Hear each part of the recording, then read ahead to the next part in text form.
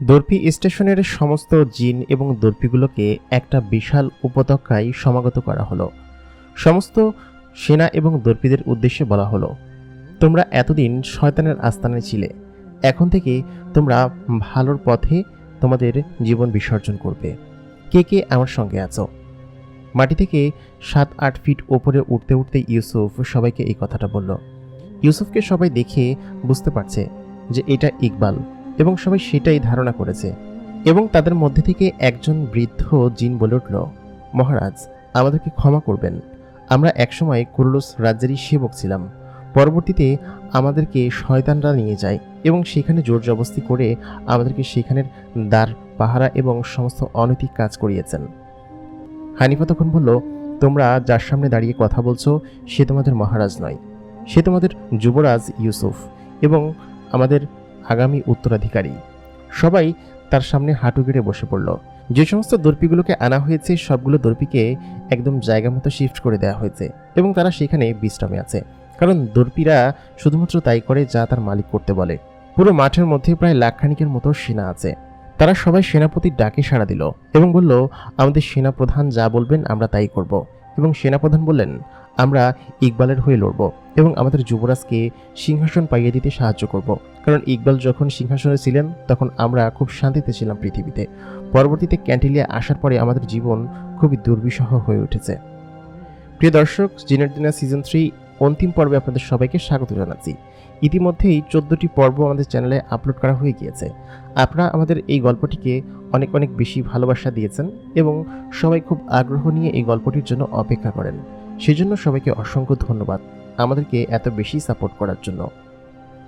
দেখতে দেখতে জিনের দুনিয়া সিজন 3 শেষ হয়ে যাচ্ছে। শুধু সিজন 3 নয়, বরঞ্চ এই গল্পের চ্যাপ্টারটাই শেষ হয়ে যাচ্ছে। সিজন 4 আসবে কিনা সেটা এখনও অনিশ্চিত, তবে সিজন 2 এর পরে সিজন 3 পাওয়ার জন্য আপনারা অনেক অপেক্ষা করেছেন। আর অন্তিম পর্বে আপনাদের সবাইকে স্বাগত জানাচ্ছি।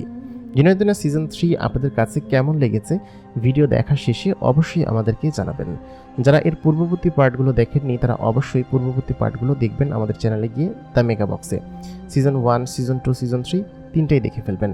আশা করি আপনারা আশাহত হবেন না। আর যাদের উদ্দেশ্য বলছি তারা হচ্ছে যারা ভিডিও ডাউনলোড করে দেখেন, তারা কাইন্ডলি ভিডিও ডাউনলোড করে দেখবেন না। অনেকে আমাকে কমেন্ট করেছেন যে ভাইয়া আমাদের নিজস্ব ইন্টারনেট নেই, তাদের কথা ভিন্ন, কিন্তু যাদের নিজস্ব ইন্টারনেট থাকা সত্ত্বেও ডাউনলোড করে দেখেন তাদের জন্য সমবেদনা। কারণ হচ্ছে একটা ভিডিও বা একটা সিরিজ, সর্বপ্রথম একটা সিরিজ লিখতে গেলে কী পরিমাণ কষ্ট হয় সেটা যে লেখে সে বুঝতে পারে। প্রতিটা গল্প, প্রতিটা এপিসোডের পেছনে অনেক অনেক মেহনত থাকে। সেই মেহনতের দাম অবশ্যই আপনারা দিবেন, আমি সেটা বিশ্বাস করি। আর সবাইকে অন্তিম পর্বে স্বাগত জানাচ্ছি। দেখতে দেখতে আমাদের সিজন 3টা শেষ হয়ে যাচ্ছে। আর বেশি কথা বাড়াবো না, আমরা গল্পের পরবর্তী অংশে চলে যাব। আপনাদের সঙ্গে আমি আছি আর যে ইমরান, আপনাদের প্রিয় হোস্ট, এবং আপনারা দেখছেন দ্য মেগা বক্স। তাহলে চলুন সরাসরি গল্পে চলে যাই। ক্যান্টিলিয়া তখন সিংহাসনে বসে সবার সঙ্গে মিটিল করছিলেন। হঠাৎ করেই একজন দূত সেখানে প্রবেশ করলো। সেই দূতটা কালো ধোঁয়া থেকে মানুষে পরিণত হয়ে গেল। তার মাথায় ঘুমটা দেওয়া। সে ক্যান্টিলিয়াকে বলল, মহারাজ, খারাপ খবর আছে। ক্যান্টিলিয়া তখন বললেন, কি খারাপ খবর? তখন সেই দূতটা ক্যান্টিলিয়াকে জানালেন, আমাদের প্রধান দর্পি স্টেশনকে বিস্ফোরিত করে দেওয়া হয়েছে এবং সেখানের সমস্ত দর্পি এবং সেনাদেরকে মেরে ফেলা হয়েছে। ক্যান্টিলিয়া রেগে মেগে দাঁড়িয়ে পড়লেন এবং বললেন, কি? এত বড় সংবাদ এখন আমাকে জানাচ্ছ তুমি? এত বড় ঘটনা ঘটলো কিভাবে? তখন তিনি জানালেন যে আমাদের এক সেনা দেখেছেন যে কিনা দ্বার পাহারায় থাকতো। সে দেখেছে যে একজন লোক যার বুকের ভিতরে কিনা দাউ দাউ করে আলো জ্বলছে এবং তার চোখ দিয়ে কিছু একটা বের হয়ে পুরো দর্পি স্টেশনকে উড়িয়ে দিয়েছে। আমি এতটুকুই জানি এবং সে এতটুকুই দেখেছে। তাকে মেরে অজ্ঞান করে ফেলা হয়েছিল, সে এতটুকুই দেখেছে। তার মানে বোঝা যাচ্ছে যে সমস্ত আন্ডারগ্রাউন্ড দর্পি স্টেশন পুড়ে গিয়েছে এবং ওর সঙ্গে কানেক্টেড যত দর্পি স্টেশন ছিল সেগুলোর মধ্যেও আগুন ছড়িয়ে পড়েছে এবং যে কোনো মুহূর্তে সেগুলোও বিস্ফোরিত হতে পারে। সেখানকার সেনারা পালিয়েছে এবং দর্পিরা কি অবস্থায় আছে সেটা আমার জানা নেই। সে রেগে গিয়ে তার হাতে থাকা ছড়িটা দিয়ে সেই দূতের গায়ে একটা আলোকরশ্মি মারার সঙ্গে সঙ্গে সেই দূতটা গিয়ে ছিটকে দূরে পড়ল। সে সঙ্গে সঙ্গেই ওইখান থেকে পালিয়ে গেল, কারণ মহারাজ এখন রেগে আছেন, তার সামনে থাকলেই বিপদ। সে রেগে মেগে সেনাপতিকে ডাকলেন, বললেন, তোমরা কি করো? পুরো বিশ্বে এই অবস্থা রয়েছে, তোমরা তো আমাদেরকে মাঠে মারবা। এটা কি অবস্থা? আমাদের প্রধান দর্পি স্টেশন নাকি উড়িয়ে দিয়েছে? সেনাপতি নাফস তখন জানালেন, জি মহারাজ, এবং এটা ইউসুফের কাজ। শোনা গিয়েছে আমাদের সমস্ত দর্পিকে নাকি পুড়িয়ে মেরে ফেলা হয়েছে এবং সেনারাও সেখানে আটকা অবস্থায় ছিল। তবে কতটুকু সত্য সেটা সরজমিনে না গেলে আমি বুঝতে পারবো না। আমি সেখানে গিয়ে দেখছি এটা নির্ঘাত ইউসুফেরই কাজ, কারণ যে বর্ণনা শুনছি তাতে এটা ইউসুফ ছাড়া আর কেউ হতে পারে না। আর সে সেকেন্ডের মধ্যে এসে আমাদের দর্পি স্টেশন উড়িয়ে দিয়ে গেল, আর কেউ টেরও পেল না। কিছুই বুঝতে পারছে না মহারাজ। ক্যান্টিলে তখন রেগে জানালেন, তোমরা দ্রুত যা করার করো, আমার সঙ্গে ফাজলামো করবে না, আমি এমনি কম টেনশনের মধ্যে নেই। ক্যান্টিলিয়া তখন রেগে মেগে সেখানে বসে পড়লেন এবং সেখানে থাকা উপস্থিত সবাইকে জানালেন যে তোমরা দেখেছ যে কি অবস্থা, তোমরা নাকি কি পদ্ধতি বের করেছো, সেই পদ্ধতিটা আমাদেরকে দ্রুত জানাও। আমাদের সীমানা খুব দ্রুতই বেষ্টনী দিয়ে ঘিরতে হবে, আর তোমাদের কি নতুন পদ্ধতির কালো জাদু বের করেছো সেটা দ্রুত আমাদের রাজ্যে অ্যাপ্লাই করে দাও, না হলে কিন্তু আমাদের সংকটপূর্ণ অবস্থা হয়ে যাবে। কারণ ইউসুফ যে কোনো মুহূর্তে আমাদের ওপর হামলা করতে পারে, আর তার বাপ তো আমাদের কাছে বন্দী রয়েছে, আমাদের কাছে মেন প্ল্যান তো আছে। মেফো তখন বলল, মহারাজ আপনি চিন্তা করবেন না, আমি সমস্ত দরবেশ এবং তান্ত্রিকদের সঙ্গে কথা বলেছি। তারা আমাদের পুরো রাজ্যের উপর দিয়ে এমন একটা শেল্ড তৈরি করে দিবে যেটার মধ্যে দিয়ে ইউসুফের ঢোকা অনেকটা টাফ হয়ে যাবে, এবং এই মুহূর্তের মধ্যে আমরা তাদেরকে বাইরে থেকে মারা শুরু করব এবং তাদেরকে আমরা এমনভাবে মারব যে সেটা পালিয়ে বাঁচবে না। এই কথা বলার পর ক্যান্টিলিয়া খানিকটা হাসলেন এবং বললেন, তোমরা কাজ শুরু করো। তারপর তিনি তার নিজের কক্ষে চলে গেলেন। মেফো সেসব দরবেশ এবং জাদুকরদেরকে নিয়ে সামনের দিকে গেলেন এবং বললেন, তোমরা কি করবা সেটা বলো। মেফো তখন বললেন, আপনি শুধুমাত্র আমাদেরকে রাজ্যের 4-5 কিলোমিটারের মধ্যে 4টা রেডিয়াস তৈরি করে দাও, এখানে এরকম এরকম 4টা জিনিস তোমরা রাখো। সেটা মেফোর কানে কানে তারা বলে দিল, কারণ এটা গোপন জিনিস এবং এটা শুধুমাত্র ক্যান্টিলিয়ার কাছে আছে। তারপর মেফো উড়ে ক্যান্টিলিয়ার কাছে গেলেন এবং তিনি তার আর্জি জানালেন এবং ক্যান্টিলিয়াকে বললেন, মহারাজ আপনার এরকম এরকম জিনিস চেয়েছেন। ক্যান্টিলিয়া তখন বললেন, কি বলছো, এটা আমার পক্ষে দেওয়া সম্ভব নয়, কারণ এটা খুবই দামি জিনিস এবং এটা যদি আমি দিয়ে দেই। মেফো তখন জানালেন, মহারাজ আপনি নিজে যদি না বাঁচেন তাহলে এই জিনিসটা দিয়ে কি করবেন। তারপর ক্যান্টিলিয়া তার গালে হাত দিলেন এবং দুই পাশ থেকে দুটো দাঁত তুলে তাকে দিলেন। এই দাঁত দিয়ে রক্ষা বেষ্টনী তৈরি করতে হবে এবং মাথার দুটো শক্তিশালী চুল ছিঁড়ে দিলেন। এই 4টা জিনিস দিয়ে তারা ব্ল্যাক ম্যাজিক করে একটা শিল্ডের মতো তৈরি করবে রাজ্যের 7-8 কিলোমিটারের মধ্যে, যার মধ্যে কেউ প্রবেশ করতে পারবে না। মেফো সঙ্গে সঙ্গে সেই জিনিসগুলো নিয়ে তান্ত্রিকদের কাছে গেলেন। তান্ত্রিকরা সেই জিনিসটা সামনে একটা বিশাল চাকতির মতো জিনিসের ওপর রাখলেন। তারা চোখ বন্ধ করে ধ্যানমগ্ন অবস্থায় বসে পড়লেন এবং সেখানে বসে সেই কালো জাদু করতে লাগলেন। সাথে সাথেই চারপাশটা একদম অন্ধকার হয়ে আসলো এবং আকাশে ঘন কালো মেঘ জমে মেঘগুলো সেখানেই ঘুরপাক খেতে লাগলো তাদের মাথার ওপরে। হঠাৎ করেই সেই কালো মেঘগুলো আস্তে আস্তে করে মাটিতে নেমে আসতে লাগলো এবং তারা যে চক্র তৈরি করেছিল সেই চক্রর সঙ্গে এসে মিশে গেল। একটা অদ্ভুত শব্দ হতে শুরু করলো, যে শব্দের মধ্যে অসংখ্য জিনকে মনে হচ্ছে যে জাহান্নামের দিকে টেনে নেওয়া হচ্ছে, সেরকম শব্দ হচ্ছে যেমনটা টেনে নিলে হতো। মেফো খানিকটা ভয় পেয়ে পেছনে সরে আসলো, কারণ মেফো এরকম জিনিস এর আগে কখনো দেখেনি। তারা এরকমটা করছে আর প্রচণ্ড পরিমাণ শব্দ হচ্ছে, মনে হচ্ছে আকাশ থেকে অসংখ্য শয়তান জিনকে জাহান্নামের মধ্যে টেনে নেওয়া হচ্ছে। আসলেও তো তাই করা হচ্ছে, কারণ কালো জাদু মানেই জাহান্নাম এবং খারাপ জিনিসের আখড়া। তারা সেই জিনিসটা বেশ কিছুক্ষণ ধরে করলো এবং তারা 7 জনের হাত ধরে জোরে জোরে হো হো করে চিৎকার করতে লাগলো এবং আকাশের দিকে তাকিয়ে তারা জোরে জোরে দোয়া পড়তে লাগলো। আসলে তো সেগুলো কালো জাদুর দোয়া। তাদের চোখগুলো উল্টে চোখ পুরো ফর্সা হয়ে গেল। তারা জোরে জোরে উত্তেজিত হয়ে গেল এবং আকাশ থেকে সেই সম্পূর্ণ কালো মেঘ তাদের সামনে থাকা সেই চক্রর মধ্যে ঢুকে গেল এবং সেই চক্র 7টা খণ্ডে বিভক্ত হয়ে গেল। সঙ্গে সঙ্গেই তারা 7টা খণ্ড 7 জনে হাতে নিলেন। হাতে নিয়ে 1 সেকেন্ডের মধ্যে যেন আলোর গতিতে 7 জনে 7 দিকে চলে গেলেন এবং রাজ্যের 7-8 কিলোমিটার দূরে গিয়ে তারা সেই জিনিসগুলো মাটির নিচে পুঁতে দিলেন। পুঁতে দেওয়ার সঙ্গে সঙ্গেই আসমানের মধ্যে লাল রঙের একটা আভা তৈরি হলো। মনে হচ্ছিল লাল রং আকাশ বেষ্টিত হয়ে গিয়েছে এবং পুরো আকাশটাকেই লাল রং করে দেওয়া হয়েছে। আস্তে আস্তে পুরো আকাশটা লাল রঙে বেষ্টিত হয়ে গেল এবং তারা দেখতে পেল যে আকাশটা পুরো লাল রঙে ছেয়ে গিয়েছে। খানিকক্ষণের মধ্যে তারা ফিরে আসলো। ফিরে এসে সেই চক্রের মধ্যে আবার বসলো। তারা আবার জোরে জোরে সেই কালো জাদুগুলো করতে লাগলো। মেফো দেখে অবাক হচ্ছে। খানিকক্ষণ বাদে তারা স্বাভাবিক হলো এবং চোখ খুলল। চোখ খুলে আকাশের দিকে তাকিয়ে দেখলো আকাশের রং সম্পূর্ণ লাল এবং সেই লাল আলোগুলো আস্তে আস্তে করে মিলিয়ে যেতে লাগলো। মেফো তখন বলল, কি হলো বিষয়টা? কিছুই তো বুঝতে পারছি না। সে তখন মেফোকে জানালো, তুমি এক কাজ করো, তুমি এখান থেকে তোমার সর্বোচ্চ গতি দিয়ে উপরের দিকে ওঠো তো। মেফোকে এই কথা বলার পর মেফো বলল, কেন, উঠলে কি হবে? তারপর সেই তান্ত্রিকটা বলল, উঠেই দেখো না। মেফো তার জিন শক্তি দিয়ে আসমানের দিকে ওড়া শুরু করলো। সে যখনই অনেকটা ওপরে উঠে, প্রায় 1-1.5 কিলোমিটার মতো ওপরে উঠে কিসের সাথে একটা বাড়ি খেয়ে ঠাস করে নিচে পড়ে যেতে লাগলো। কিন্তু তার শয়তান জিনেরা তাকে ধরে ফেলল, কারণ তার সঙ্গে 101টা শয়তানের শক্তি আছে এবং সে চাইলে সেই জিন দ্বারা যে কোনো কিছু করতে পারে। সে বুঝতে পারল এবং সেই লাল শক্তিগুলো আবার চারিদিকে যেন স্পষ্ট হলো, মানে দেখা গেল। তারপর কিছুক্ষণের মধ্যেই সেই লাল আকাশটা আবার মিলিয়ে গেল, আবার স্বাভাবিক আকাশ হয়ে গেল। মেফো বুঝতে পারল যে একটা সুরক্ষা বেষ্টনী পুরো রাজ্যের চারিপাশে ছড়িয়ে দেওয়া হয়েছে। এর মধ্যে দিয়ে সহজেও কেউ প্রবেশ করতে পারবে না এবং প্রবেশ করতে হলে রাজার এবং ওইসব তান্ত্রিকের অনুমতি প্রয়োজন, না হলে সহজে কেউ প্রবেশ করতে পারবে না। মেফো নিচে এসে বলল, তোমরা যে এরকমটা করলে, এতে করে ভেতরের কেউ বাইরে যেতে পারবে না আর বাইরে কেউ ভেতরে আসতে পারবে না, তাহলে বিষয়টা কেমন হলো? তান্ত্রিকটা তখন বলল, আমি কিছু সংখ্যক মানুষকে ভেতরে আসার অনুমতি দিব এবং তারা চাইলে যে কোনো সময় যে কোনোভাবে এই জিনিস বেষ্টনী ভেদ করে বাহিরে যেতে পারবে। তারপর তারা সবাই মিলে প্রায় 3-4 ঘন্টার প্রচেষ্টার পরে মেফো এবং সেই 7 তান্ত্রিক মহারাজ ক্যান্টিলিয়ার কাছে গেলেন। ক্যান্টিলিয়া তখন জানালেন, কি ব্যাপার, তোমাদের খবর কি? সেই 7 জন তান্ত্রিক জানালেন, মহারাজ, আপনি এখন সম্পূর্ণরূপে সুরক্ষিত। আমাদের সর্বোচ্চ কালো জাদু আমরা প্রয়োগ করেছি এবং কেউ এই রাজ্যের ভেতরে প্রবেশ করতে পারবে না। এই সুযোগেই আমরা তাদেরকে মেরে ফেলব।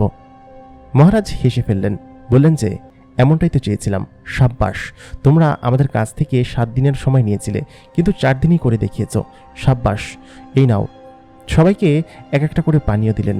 এটা সেই পানীয় যে পানীয় কিনা জিনেদের শক্তি বাড়িয়ে থাকে, এবং সবাই এক একটা করে পানীয় নিয়ে পান করতে শুরু করলেন। পান করার সঙ্গে সঙ্গেই তাদের শরীরের মধ্যে অদ্ভুত এক ধরনের পরিবর্তন হতে শুরু করলো এবং তারা আগের থেকেও শক্তিশালী হয়ে উঠল। তারপর তারা বললেন, মহারাজের জয় হোক। তারপর সবাই সেখান থেকে বিদায় নিলেন। তিনি মেফোকে বললেন, মেফো, ওরা আমাদের সঙ্গে পারবে না, তুমি সমস্ত সৈন্য এবং বুদ্ধি তৈরি করো। নাফ তো সমস্ত কিছু রেডি করেছে, তাই না? আর যুদ্ধ তো খুব শীঘ্রই বাঁধতে চলেছে। ওরা কি এখন পর্যন্ত আমাদের রাজ্য সীমানায় প্রবেশ করেছে? মেফো তখন বলল, না মহারাজ, এখন পর্যন্ত তো কিছু হয়নি, তবে বোধহয় ভয় পেয়েছে।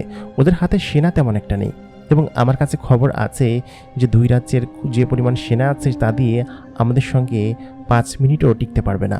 আপনি দেখে রেখেন। মেফো তখন এই কথা বলার পর ক্যান্টিলিয়া বলল, আচ্ছা ঠিক আছে, তুমি এখন যাও, আমি বিশ্রাম করব এবং চারিদিকের কি অবস্থা সেসব সম্পর্কে আমাকে জানাও, আর যুদ্ধের জন্য সমস্ত সেনাদেরকে সর্বরূপে প্রস্তুত থাকতে বলো। মেফো বললেন, যথাজ্ঞা মহারাজ। তারপর মেফো সেখান থেকে বেরিয়ে গেলেন। বেরিয়ে যাওয়ার আগে তার এখান থেকে বের হওয়ার সেই বেষ্টনীটা নিতে মনে নেই। তিনি 7 তান্ত্রিকের কাছে গেলেন এবং বললেন, আমি এখান থেকে বের হব কিভাবে? আমার তো এখন বাইরে যেতে হবে। তখন সেই 7 তান্ত্রিক বললেন, মন্ত্রীমশাই, আমরা অলরেডি সেটা করে দিয়েছি, আপনি চাইলেই এখন বাইরে বের হতে পারবেন। আপনাদের কিছু সংখ্যক জিনের কাছেই সেই অ্যাক্সেস আছে, আর চাইলে আমাদের যেসব বান্দারা আছে তারাই শুধুমাত্র এর ভিতরে প্রবেশ করতে পারবে। বাহিরের কোনো জিন এর ভিতরে, জিন কিংবা মানুষ কেউ প্রবেশ করতে পারবে না। সেরকম পদ্ধতি আমি করে দিয়েছি, আপনি বাইরে গিয়ে দেখেন। মেফো একদম প্রধান ভবন থেকে আসমানের দিকে উঠতে শুরু করলো। তার সঙ্গে রয়েছে 101টা কালো জিন এবং সেগুলো তাকে ভাসিয়ে নিয়ে যাচ্ছে অনেক গতিতে। সে বর্ডারের চারপাশে একটু উড়ে দেখার জন্য গেল এবং সেখানে কি অবস্থা সেটা দেখার জন্য সে গেল। তারপর সে দেখল কি যে সে সেই লাল রশ্মি ভেদ করে বাহিরে বের হতে পেরেছে। তার মানে 7 তান্ত্রিক তাকে ঠিক কথাই বলেছিল। নাফ বাইরে এসে দেখতে পেল সমস্ত দর্পি স্টেশনকে উড়িয়ে দেওয়া হয়েছে এবং সেখানে যেসব জিনেরা আহত অবস্থায় পড়েছিল তাদের কাছে জিজ্ঞেস করে পাওয়া গেল এরকম একজন লোক এসেছিল এবং তারা সবাইকে ওদিকে উড়িয়ে নিয়ে গিয়েছে। এই কথা শুনে নাফ খানিকটা ভয় পেয়ে গেল। তার মানে ইউসুফ অনেক চালাক, সে এখান থেকে সমস্ত দর্পি এবং সেনাদেরকে নিয়ে গিয়েছে এবং আমাদের বিরুদ্ধেই লড়াবে। বিষয়টা আসলে খুবই খারাপ হয়েছে। সে অন্যান্য দর্পি স্টেশনগুলো ভিজিট করে দেখলো অন্যান্য দর্পি স্টেশনগুলো সব কটা বন্ধ হয়ে গিয়েছে, কারণ প্রধান কার্যালয়ের সঙ্গে প্রত্যেকটা দর্পি স্টেশন সেই গাছের সঙ্গে সংযুক্ত ছিল এবং সেই গাছ যেহেতু নেই সেহেতু অন্যান্য দর্পি স্টেশনগুলো একদম অচল অবস্থায় পড়ে আছে এবং আগুন এখানেও ছড়িয়ে পড়েছে।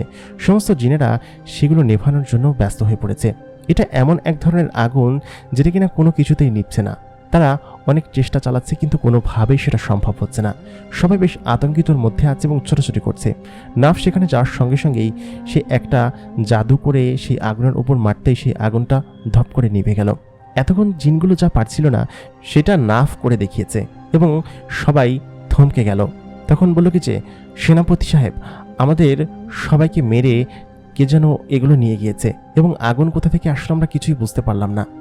সমস্ত পৃথিবীতে যতগুলো দর্পি স্টেশন ছিল সবগুলোকে নষ্ট করার জন্যই এভাবে ছক কষা হয়েছিল। এবং সে জোরে চিৎকার করে উঠল। তার চিৎকারে আশেপাশে থাকা জঙ্গলের সমস্ত পশু পাখি ওইখান থেকে উড়ে গেল। কারণ নাফ হচ্ছে একটা শক্তিশালী কালো জিন, যার শক্তি অনেকটা রয়েছে এবং সে একা প্রায় 1 লাখ জিনের সমান। তার গলার স্বর তো অনেক ভারী হবেই। বরফের দেয়ালের কাছে এসে ফরটাস একটা সিগন্যাল দিল। ভেতর থেকে সঙ্গে সঙ্গেই বরফের সেই বিশাল মোটা পারদ খুলে গেল। ফরটাস তার পাখি নিয়ে সেই বরফের দেয়ালের মধ্যে দিয়ে ভেতরে ঢুকে গেল। তার পাখিটাকে সেখানে রেখে সে নিচে নামল।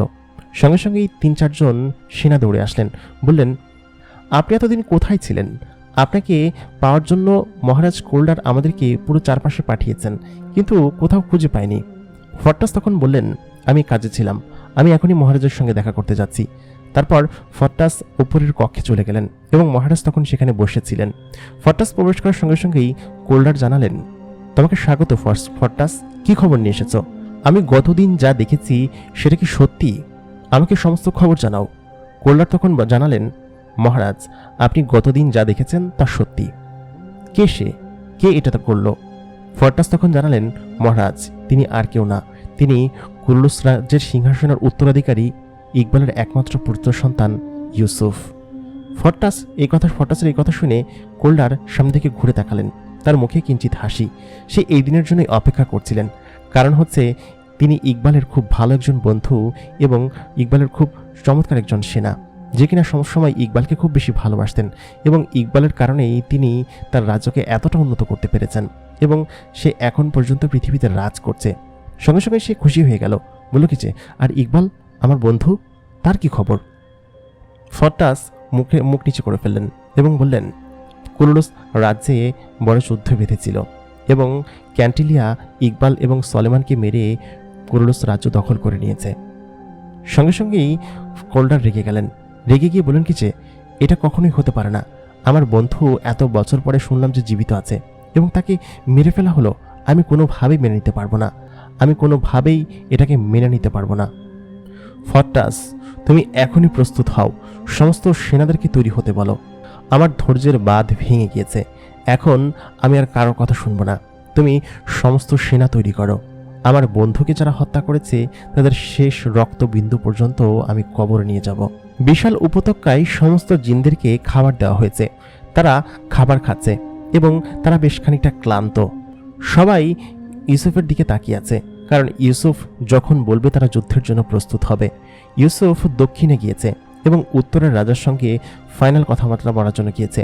তারা আজকের রাতেই কুরুলুস রাজ্যে আক্রমণ করবে। কুরুলুস রাজ্য এতদিন তার নিজের ছিল, কিন্তু মূলত ডার্ক ওয়ার্ল্ডের ওপর আক্রমণ করবে এবং সমস্ত ডার্ক ওয়ার্ল্ড তাদের নিজের নিয়ন্ত্রণে নিয়ে নেবে। আর যদি সেটা না করতে পারে তাহলে তাদের অস্তিত্ব সংকটে পড়ে যাবে। আজকে থেকে 30-35 বছর আগে তার বাবা এই পৃথিবীকে রক্ষা করেছিলেন শয়তান জিনেদের হাত থেকে।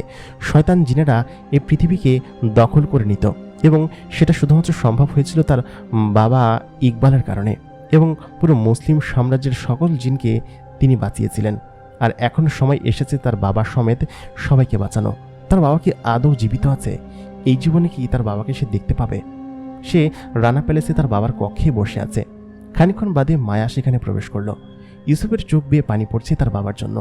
সেটা দেখে মায়া বলল, কি ব্যাপার ইউসুফ, তুমি কান্না করছো কিসের জন্য? ইউসুফ তখন জানালেন, তোমার বাবাকে ওরা হত্যা করেছে, সেটা কি তুমি জানো? মায়া তখন জানালেন, হ্যাঁ আমি সেটা জানি। ইউসুফ বললেন, তোমার একটুও খারাপ লাগছে না? আমার বাবার জন্য তো আমার বুক ফেটে যাচ্ছে। এবং আমার মা, সে দেখতে কেমন ছিল আমি তো জানি না, নিশ্চয়ই অনেক সুন্দরী ছিল, তোমার মতো, তাই না? মায়া তখন বললেন, আমি তাকে দেখেছি, সে অনেক সুন্দরী ছিল এবং আমাকে খুব আদর করতেন, কিন্তু আফসোস তুমি তোমার মাকে দেখতে পাওনি। আমি তোমার মাকে অবশ্যই দেখিয়ে দিব যদি কোনোদিন সম্ভব হয়। ইউসুফের চোখ বেয়ে তখনও পানি পড়ছে। তারপর ইউসুফ বাবা জিজ্ঞেস করলেন, তোমার বাবাকে যারা মেরে ফেললো, তোমার মাকেও মেরে ফেলেছে, তোমাদের সমস্ত রাজ্য ধ্বংস করে দিয়েছে, এতে করে তোমার একটু আফসোস হচ্ছে না? মায়া তখন বলল কি যে, আফসোস তো তার জন্য হয় যারা ভালো কাজ করে, যেমনটা তোমার বাবা। তোমার বাবা কোথায় আছে সেটা ভেবে আমার খারাপ লাগছে, আর তোমার মা যাকে মেরে ফেলা হয়েছে সেটা ভেবে আমার খারাপ লাগছে। যারা নিজের ক্ষমতা বাঁচিয়ে রাখার জন্য নিজের প্রজাদের উপর অত্যাচার করে, তাদের জন্য চোখের পানি ফেলে লাভ নেই। তবে আমার মায়ের জন্য খারাপ লাগছে। আমার মাকে কিভাবে মেরেছে, মায়ের দেহ কোথায় আছে, সেসব ভেবেই একটু খারাপ লাগে। তবে আমি তোমাকে পেয়ে ধন্য। ইউসুফ মায়াকে তার বুকের সাথে জড়িয়ে ধরল এবং বলল, তুমি যে আমার সঙ্গে চলে এসেছ, এটাই বা কম কি? আমি তোমাকে কখনো কষ্ট দিব না, সবসময় সুখে রাখব। ঠিক তখনই মনিয়াম্মা সেখানে প্রবেশ করলেন এবং তাদেরকে দেখে চোখ ফিরিয়ে নিলেন। ইউসুফ বলতে লাগলো, জি মনিয়াম্মা বলেন। তখন সে বলল, হানিফার কাছ থেকে খবর আছে, আপনাকে বাহিরে যেতে বলা হয়েছে। দক্ষিণের রাজার সেনাপতি এসেছেন, তিনি আপনার সঙ্গে বৈঠকে বসতে চান। সঙ্গে সঙ্গে ইউসুফ বাইরে চলে গেল এবং সেই সেনাপতিকে সালাম দিলেন। তিনি সালাম গ্রহণ করলেন। সেনাপতি জানালেন, আমরা যুদ্ধের জন্য প্রস্তুত। আমাদের সকল সেনা আমাদের রাজ্যের বাহিরে দাঁড়া করা আছে এবং উত্তর রাজ্যের রাজা আছেন, তিনিও সমস্ত জিনিস নিয়ে প্রস্তুত আছেন। আপনি অনুমতি দিলেই আমরা যুদ্ধের জন্য প্রস্তুতি নিব এবং কুরুলুস রাজ্যের দিকে এগিয়ে যাব। আমরা ক্যান্টিলিয়ার শেষ পর্যন্ত দেখে ছাড়ব এবং আমাদের মহারাজ ইকবালকে উদ্ধার করেই ছাড়ব। হানিফা তখন বললেন, তোমাদের এই স্পিরিট দেখে আমরা অনেক খুশি এবং তোমরা যে এখনও মহারাজ ইকবালের সঙ্গে আছো সেটা আমাদেরকে অনেক খুশি করেছে। আমরা বিশ্বাস করি যে মহারাজ ইকবাল এখন পর্যন্ত বেঁচে আছেন, কারণ ক্যান্টিলিয়া তাকে এত সহজে মারবে না। তাকে নিশ্চয়ই এখন পর্যন্ত বাঁচিয়ে রেখেছেন, কারণ সবাই দেখেছে যে সলোমনকে হত্যা করেছে জনসম্মুখে, কিন্তু ইকবালকে করেনি। তার মানে বোঝাই যাচ্ছে যে ইকবালকে এখন পর্যন্ত বাঁচিয়ে রেখেছে এবং কারাগারে বন্দী করে রেখেছে। ইউসুফ তখন বলে উঠল, আমার সমস্ত সৈন্যরা, আপনারা সবাই যুদ্ধের জন্য প্রস্তুত তো? সবাই তখন গর্জে উঠলেন। প্রায় কয়েক লক্ষ সেনা ইউসুফের সামনে দাঁড়িয়ে আছে এবং সবাই যুদ্ধের জন্য প্রস্তুত। সবাই হুঙ্কার দিতে লাগলো এবং চিৎকার করতে লাগলো। তারপর সেনাপতিকে বললেন, আমরা দক্ষিণ দিয়ে যাত্রা শুরু করব।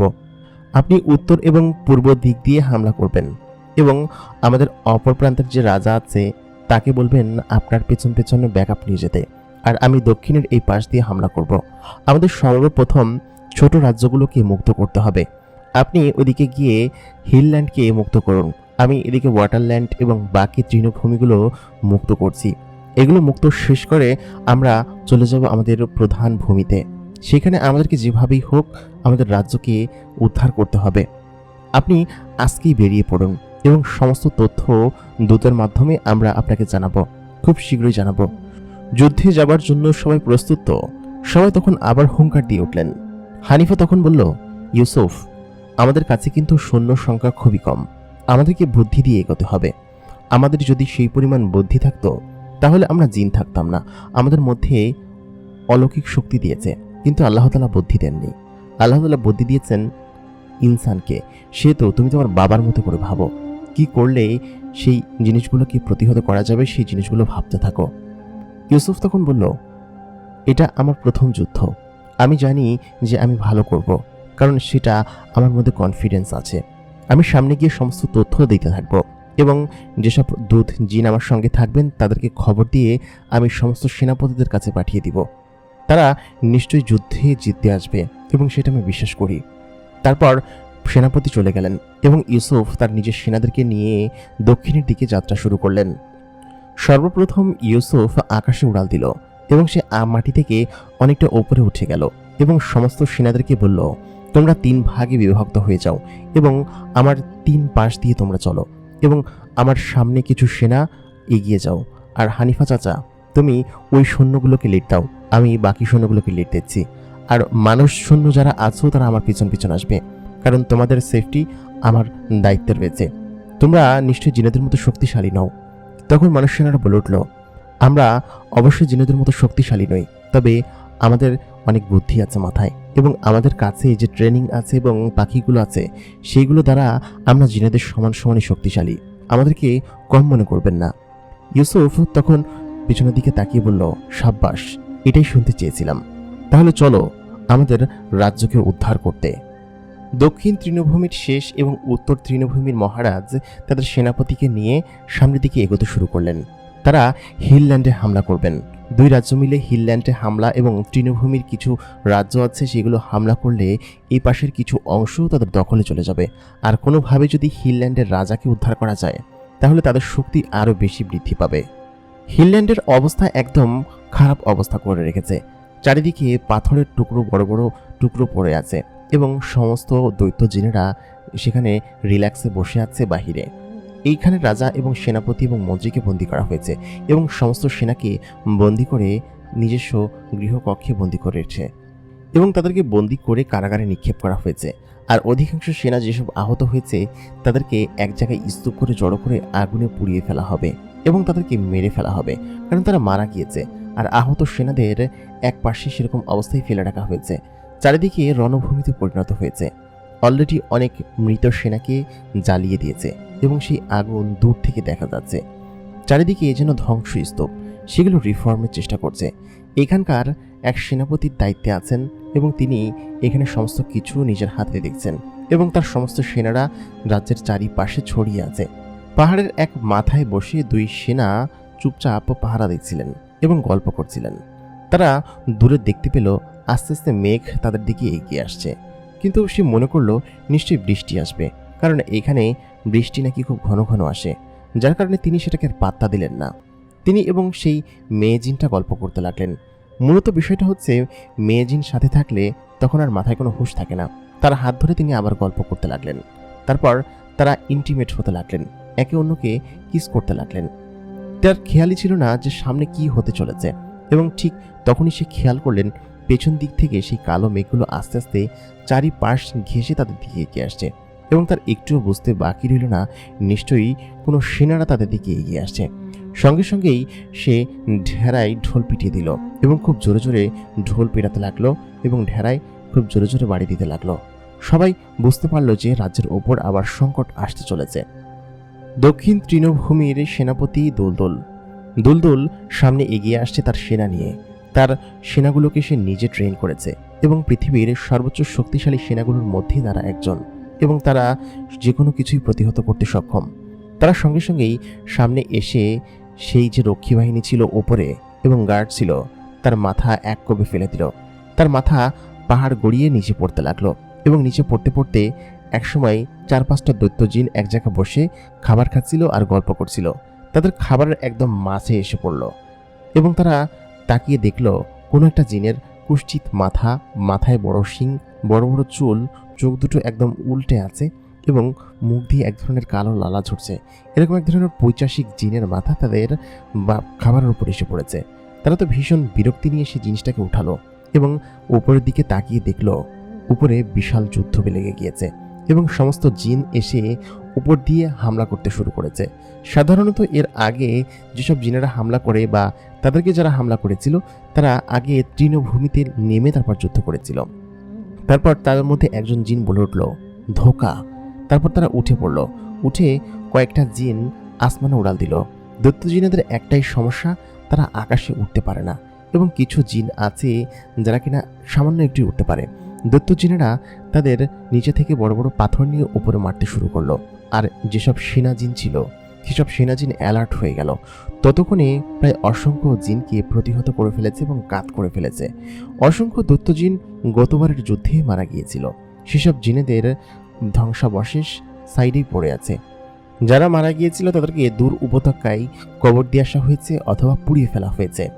তারপর সমস্ত সেনা, দুলদুলের সমস্ত সেনা পুরো পাহাড় জুড়ে ছড়িয়ে পড়ল। অসংখ্য সেনা বড় বড় পাখি নিয়ে এসেছে, কারণ দক্ষিণ তৃণভূমি অঞ্চলগুলোতে পাখি প্রচুর পরিমাণে পাওয়া যায়। তারা নিজস্ব বাহনে না উড়ে পাখির ওপর উড়ে যুদ্ধ করতে পছন্দ করে। সেনারা পাখির ওপর উড়ে তরবারি দিয়ে এক এক করে সমস্ত জিনদেরকে মারতে শুরু করলো।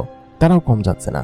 তবে আমাদের যেসব সেনা ছিল, দুলদুল বাহিনীর সেনাগুলো এক একটা জিন প্রায় 1000টা করে জিন মারছে, কিন্তু ওরা হয়তো 1000-এর বিপরীতে মাত্র 2-1জনকেই মারতে পারছে, কারণ এরা হচ্ছে পৃথিবীর সবথেকে শক্তিশালী সেনাদের মধ্যে কয়েকজন। আর যেসব সেনাদেরকে ওরা মারছে তারা দুর্পি স্টেশন থেকে তৈরি হওয়া কিছু সংখ্যক জিন এবং সেই পুরাতন আমলের জিন। কিন্তু তারা কেন যেন এইসব দুলদুলের সেনার সঙ্গে পারছে না। সেনাপতি দুলদুল তার বড় পাখিতে উড়ে বিশাল আকৃতির এক দৈত্য জিনের পায়ে কোপ মেরে দিল। সেই দৈত্য জিনটার এক পা খোঁড়া হয়ে গেল এবং সে ধপাস করে নিচে পড়ে গেল। এটা ছিল হচ্ছে গিয়ে সব থেকে বড় জিন। সে সঙ্গে সঙ্গেই এক পায়ে আবার উঠে দাঁড়ালো। সেনাপতি দুলদুল আবার উড়ে এসে সঙ্গে সঙ্গে তার পায়ের মধ্যে আরেকটা কোপ বসিয়ে দিলেন এবং সাথে সাথেই সে নিচে পড়ে গেলেন। সেনাপতি দুলদুল এই জিনেদের সঙ্গে এর আগেও যুদ্ধ করেছে আধিরাজের সময়কালে। সেনাপতি দুলদুলের বয়স অনেক এবং তিনি এসব বিষয় খুব ভালোভাবে জানেন। যতগুলো দৈত্য জিন ছিল প্রায় সবগুলো দৈত্য জিনের পা এরকমভাবে কেটে ফেলা হলো, কারণ পা ব্যতীত তারা কোনোভাবেই উঠে দাঁড়াতে পারবে না। তাদের হাত থাকুক বা যাই থাকুক, সবগুলো বড় বড় দৈত্য জিন তারা উঠে দাঁড়ানোর চেষ্টা করছে, কিন্তু কোনোভাবেই উঠতে পারছে না। তারা তাদের পাগুলো একদম জোরে জোরে কোপ মেরে ফেলে দিতে লাগলো। পা এবং হাত টার্গেট, কিন্তু যেসব সেনাপতি অদক্ষ সেনাপতি এই দৈত্যজিনদেরকে মারতে আসছে তাদের ধরে প্রায় 2 টুকরো করে ফেলছে। দুলদুলের এক সেনা বড় দৈত্যজিনের হাত কাটতে যাবে, ঠিক তখনই সেই দৈত্যজিনটা তার পাখিটা খপ করে ধরে ফেললো। ধরে সেই জিনটাকে তার হাতের মুঠোয় নিল। হাতের মুঠোয় নিয়ে এক টান দিয়ে তাকে 2 ভাগ করে ফেললো। দৈত্যজিনেদের হাতে একবার পড়তে পারলে প্রাণ বাঁচানো মুশকিল, কিন্তু কোনোভাবে হাত গলিয়ে বেরিয়ে যেতে পারলে তাদেরকে মারা কোনো বিষয় না। মুহূর্তের মধ্যেই চারিদিকে যেন বিশাল ধ্বংসযজ্ঞ লেগে গেল এবং যুদ্ধে সমস্ত পাহাড়ি বাহিরের যত জিন ছিল সমস্ত জিনেরা যেন মুহূর্তের মধ্যেই ফিনিশ হয়ে গেল। বাইরে যেসব দৈত্য জিনদেরকে বসিয়ে রাখা হয়েছিল সমস্ত জিনদেরকে কয়েক মুহূর্তের মধ্যেই মেরে ফেলা হলো। এইখানকার রাজা এবং সেনাপতি একদমই বুঝতে পারেননি, মানে ক্যান্টিলিয়ার সেনাপতি এবং রাজা, যে এরা এরকমভাবে আক্রমণ করবে এবং বাইরের সমস্ত জিনদেরকে তারা মেরে ফেলেছে। প্রধান দ্বার তাদেরকে খুলতে হবে, কিন্তু প্রধান দ্বার কিভাবে খুলবে? প্রধান দ্বার খোলার জন্য তাদের বড় শক্তি লাগবে। প্রধান দ্বারের কাছে গিয়ে দুলদুল জোরে জোরে শব্দ করতে লাগলো, কিন্তু কোনোভাবেই সেই দ্বার খুলছে না। এর আগে অবশ্য সেই বড় বড় দৈত্য জিনগুলো দ্বারের একটা অংশ ভেঙে ফেলেছিল, সেটা আবার দুলদুল জানতো না। দুলদুল যেটা করলো, দূর থেকে এসে সেই বড় গেটের উপর জোরে একটা লাথি মারলো। লাথি মারার সঙ্গে সঙ্গে গেটটা দুলতে শুরু করলো। দুলদুলের একটুও বুঝতে বাকি রইল না যে এই গেটটার পেছনের অংশ ভাঙা এবং এটা আর একটু বেশি শক্তি দিলেই ভেঙে যাবে। সঙ্গে সঙ্গে সে তার সেনাদেরকে তৈরি হতে বলল, যেসব সেনারা তৃণভূমিতে আছো সবাই একত্রে তৈরি হও, বড় একটা পাথর ওঠাও, সেটা দিয়ে এটাতে জোরে ধাক্কা দিলেই খুলে যাবে, কারণ এটা নড়বড় করছে এবং আমার দীর্ঘ বিশ্বাস গত যুদ্ধে এটাকে এরকমভাবেই ভাঙা হয়েছে। সঙ্গে সঙ্গে সমস্ত জেনারা একদম একত্রিত হয়ে গেল এবং 10-12 জন করে একটা সিরিয়াল করে বড় একটা পাথর তারা তুলে নিল এবং সেই পাথরটা দিয়ে জোরে আঘাত করতেই সেই সিংহাসনের যে আরেকটা দ্বার ছিল যেটা কিনা ভাঙা ছিল না, সেটা মটাস করে ভেঙে গেল এবং সেই জিনটা আরেকটা বাড়ি দেওয়ার সঙ্গে সঙ্গেই গেটটা খুলে গেল। গেট খুলে যাওয়ার সঙ্গে সঙ্গেই সেনাপতি দুলদুল তারা সেনাদেরকে ভেতরে পাঠিয়ে দিলেন। ভেতরে যাওয়ার সঙ্গে সঙ্গেই তারা চারপাশ থেকে তীর বর্ষণ করতে শুরু করলেন এবং সেনাপতি দুলদুলের কিছু সেনা সেখানে প্রাণে মারা গেলেন এবং আহত হলেন, কিন্তু তাতে তারা দমে গেল না। তারা একে একে করে সেই হিলল্যান্ডের ভেতরে ঢুকে সমস্ত জায়গায় সমস্ত জিনদেরকে মারতে শুরু করলেন। একে একে পাহাড়ের গায়ে এঁটে থাকা সমস্ত জিনদেরকে তারা খুলতে শুরু করলেন এবং তাদেরকে মেরে নিচে ফেলতে শুরু করলেন। সেনাপতি দুলদুল ভিতরে প্রবেশ করলেন। ভেতরে প্রবেশ করে দেখলেন অসংখ্য জিন পাহাড়ের গায়ে এঁটে আছে এবং তারা দূর দূরান্ত থেকে তীর, ফলা, বর্ষা এবং পাহাড়ি বিভিন্ন ধরনের অস্ত্র ছুঁড়ে মারছে। তাতে করে বেশ খানিকটা ক্ষতিও হয়েছে, কারণ সেনাপতি দুলদুলের বেশ কিছু সেনা যারা কিনা অনেক বাহাদুর তারা আহত হয়েছে এবং অনেকে আবার মাথায় আঘাত লেগে মারাও গিয়েছে। সেনাপতি দুলদুল সমস্ত সেনাদেরকে আদেশ দিল, তোমরা এদিক দিয়ে প্রবেশ না করে তোমরা অন্য সাইড দিয়ে প্রবেশ করার চেষ্টা করো, কারণ নিশ্চয়ই কোনো ফাঁক ফোকর থাকবে। সেনাপতির সঙ্গে সঙ্গেই সেই পাহাড়ের ভেতর থেকে বেরিয়ে গেলেন। বেরিয়ে এসে সে বাইরে এসে দেখলেন বিশাল আকৃতির এক ঝর্ণা পাহাড়ের একদম পেছন সাইডে বইছে। সেই ঝর্ণার পেছন দিয়ে নিশ্চয়ই কোনো দরজা থাকার কথা। সেনাপতি দুলদুল আন্দাজে সেই ঝর্ণার ভেতর দিয়ে ঢুকে গেলেন। তার আন্দাজ সঠিক ছিল, সে ঝর্ণার ওই পাশে বিশাল আকৃতির এক বড় গুহা আছে। সেই গুহার মধ্যে দিয়ে সে ঢুকে গেলেন। যদি গুহা না থাকত তাহলে তিনি পাহাড়ের সঙ্গে গিয়ে জোরে বাড়ি খেতেন, তাতে করে তার নিশ্চয়ই অনেকটা আঘাতপ্রাপ্ত হতো কিন্তু সেনাপতির আন্দাজ ঠিক আছে বলে সে ভেতরে ঢুকে গেলেন। সঙ্গে সঙ্গে সে ভেতরে গিয়ে দেখলেন একদম ওপর থেকে সমস্ত জিনদেরকে নিচে পর্যন্ত দেখা যাচ্ছে, এবং যেসব সেনারা একদম উপরে বসে তীর, ধনুক এবং নানান ধরনের পাহাড়ি অস্ত্র নিক্ষেপ করছে, তারা ওইখানেই বসে আছে। সেনাপতির সঙ্গে সঙ্গেই 4-5টা সে সেনাকে ওইখান থেকে লাথি মেরে ফেলে দিলেন নিচে। তারা নিচে পড়েই ঢপাস করে একদম ব্লাস্ট হয়ে গেল, মানে তাদের ছিন্ন বিচ্ছিন্ন হয়ে গেল শরীর। এবং সেনাপতি দুলদুলের পেছন পেছন যেসব সেনারা প্রবেশ করেছিল, সেসব সেনারা একে একে সেসব ওপরের সেনাগুলোকে জোরে জোরে মারতে শুরু করলেন এবং তাদের হাত পা একদম পেটের মধ্যে চাকু ঢুকে দিতে লাগলেন। তারা এক এক করে নিঃশেষ হয়ে যেতে লাগলো। সেনারা যেন একদম নিমিষেই শেষ হয়ে যাচ্ছে। সেনাপতি দুলদুল সবাইকে মারতে বললেন এবং রাজ্যের কোনো জিন যেন বাদ না যায়, এরকম করে সবাইকে মারতে শুরু করলেন। তারপর সেনাপতি দুলদুল প্রথমে রাজাকে বাঁচানোর জন্য আন্ডারগ্রাউন্ডের সেই কারাগারে গেলেন, যেখানে কিনা রাজাকে বন্দী করে রাখা হয়েছে। বন্দিশালায় বেশ কিছু সেনাই রয়েছে, কিন্তু সেনাপতি দুলদুলের কাছে তারা কিছুই না। তাদেরকে একে একে তরবারির আঘাতে ছিন্ন বিচ্ছিন্ন করতে লাগলেন এবং তিনি সেই কারাগারের কাছে পৌঁছে গেলেন, যেখানে কিনা সমস্ত সেনাদেরকে এবং সেনাপতি এবং রাজাকে বন্দী করে রাখা হয়েছে। তারপর সেনাপতি দুলদুল বললেন, এখানকার রাজাকে, এবং আপনি আমাদেরকে সাড়া দেন। কারণ সেনাপতি দুলদুল জানেন না যে হিলল্যান্ডের রাজাকে। অনেক বছর তিনি এখানে আসেন না। তিনি সঙ্গে সঙ্গেই একটা আওয়াজ পেলেন একদম সামনের সেল থেকে। তিনি বললেন কি যে, আমি সেনাপতি, আমাকে দ্রুত মুক্ত করুন। তারপর সে তরবারি দিয়ে সেই তালার মধ্যে জোরে আঘাত করতেই তালাটা ভেঙে গেল এবং সেই দরজাটা খুলে বললেন, আমি দক্ষিণ তৃণভূমির অমুক রাজ্যের সেনাপতি দুলদুল। আপনি কেমন আছেন? আপনাদের রাজ্য সংকটাপন্ন অবস্থা আছে। আমাদের মহারাজ ইউসুফের কাছ থেকে খবর আছে, আমরা কুরুলুস রাজ্যে হামলা করতে চলেছি। আমরা একে একে সমস্ত রাজ্যগুলোকে স্বাধীন করছি। আমরা এখন হিলল্যান্ডে আছি। মহারাজ ইউসুফ গিয়েছেন ওয়াটারল্যান্ড এবং দক্ষিণ তৃণভূমির সমস্ত রাজ্যকে উদ্ধার করতে। আমরা এখন আপনাদেরকে উদ্ধার করেছি। আপনারা আপনাদের সমস্ত সেনা তৈরি করুন। অলমোস্ট সকল সেনাকেই আমরা মেরে ফেলেছি এখানকার যারা দখল করেছিল। এত জিন, এত কালো জিন পৃথিবীতে তৈরি হলো কিভাবে, কিছুই বুঝতে পারছি না। আমি যে পরিমাণ সেনা নিয়ে এসেছিলাম, তাতে করে এদের সঙ্গে পারা তো একদমই সম্ভব না।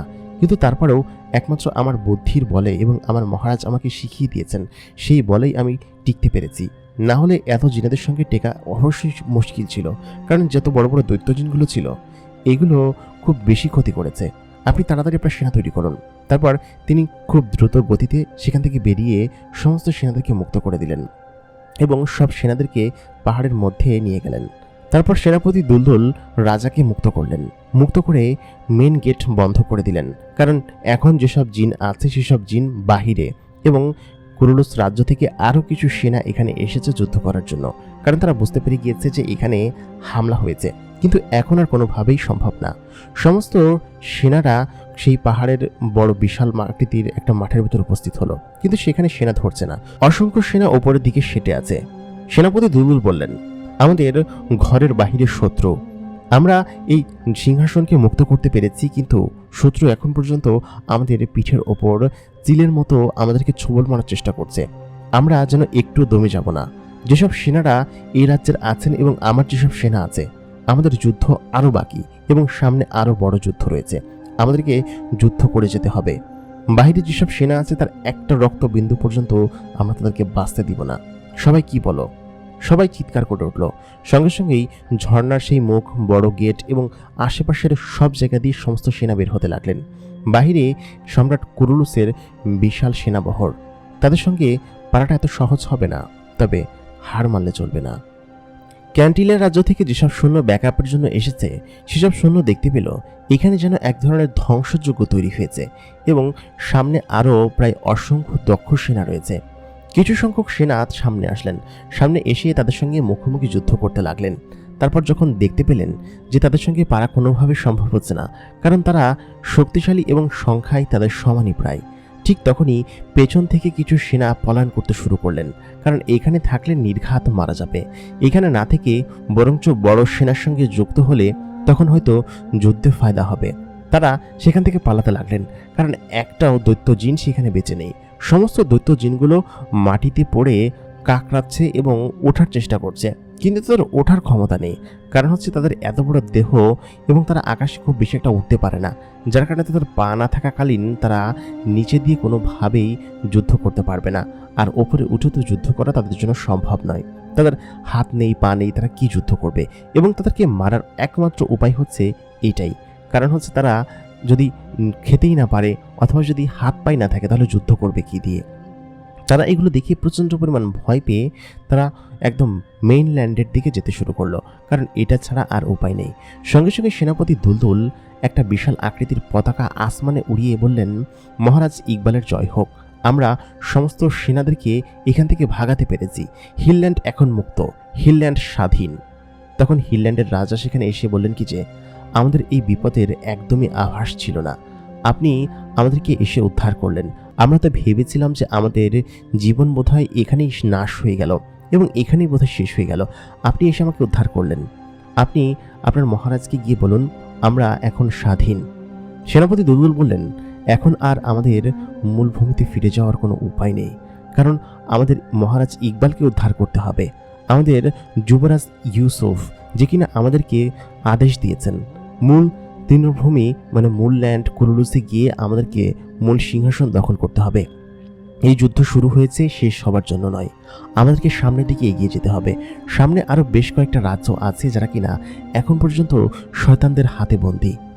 সঙ্গে সঙ্গেই হিলল্যান্ডের সেনাপতি বললেন, সেনাপতি সাহেব, আপনি যেটা বলবেন আমি সেটাই করব, এবং আমি আপনার সেনা অধ্যক্ষের সঙ্গে কাজ করতে পারলে আমি খুশি হব। তখন দুলদুল বললেন, না সেনাপতি, আপনি নিজেও একজন বীর এবং আমিও একজন বীর। দুজন বীর একসাথে বন্ধুর মতো কাঁধে কাঁধ মিলিয়ে লড়ব। তারপর তারা হাত মিলালেন এবং তার সমস্ত সেনাদেরকে বললেন, সবাই কি সামনে যাওয়ার জন্য প্রস্তুত আমার সেনারা? দুজনে বলার সঙ্গে সমস্ত লাখ লাখ সেনারা বলে উঠলেন, আমরা আমাদের জীবন বিসর্জন করতে প্রস্তুত এবং আমাদের মহারাজ ইকবাল এবং আমাদের রাজ্যকে বাঁচানোর জন্য আমরা আমাদের জীবন বিসর্জন দিতেও প্রস্তুত। হিলল্যান্ডের ভূমি এখন স্বাধীন। হিলল্যান্ডের ভূমিতে বেশ কিছু সেনা পাহারায় রেখে রাজা তার রথ নিয়ে দক্ষিণ উত্তরের দিকে রওনা দিলেন, কারণ সেখানে আরও কিছু রাজ্যকে স্বাধীন করতে হবে এবং মূল ল্যান্ডের দিকে পৌঁছাতে হবে। তারপর সেনাপতি দুলদুল তার দূতকে পৌঁছে দিলেন ইউসুফের কাছে। ইউসুফ তার দূতকে পেয়ে বললেন কি যে, কি খবর ওদিকের বলো?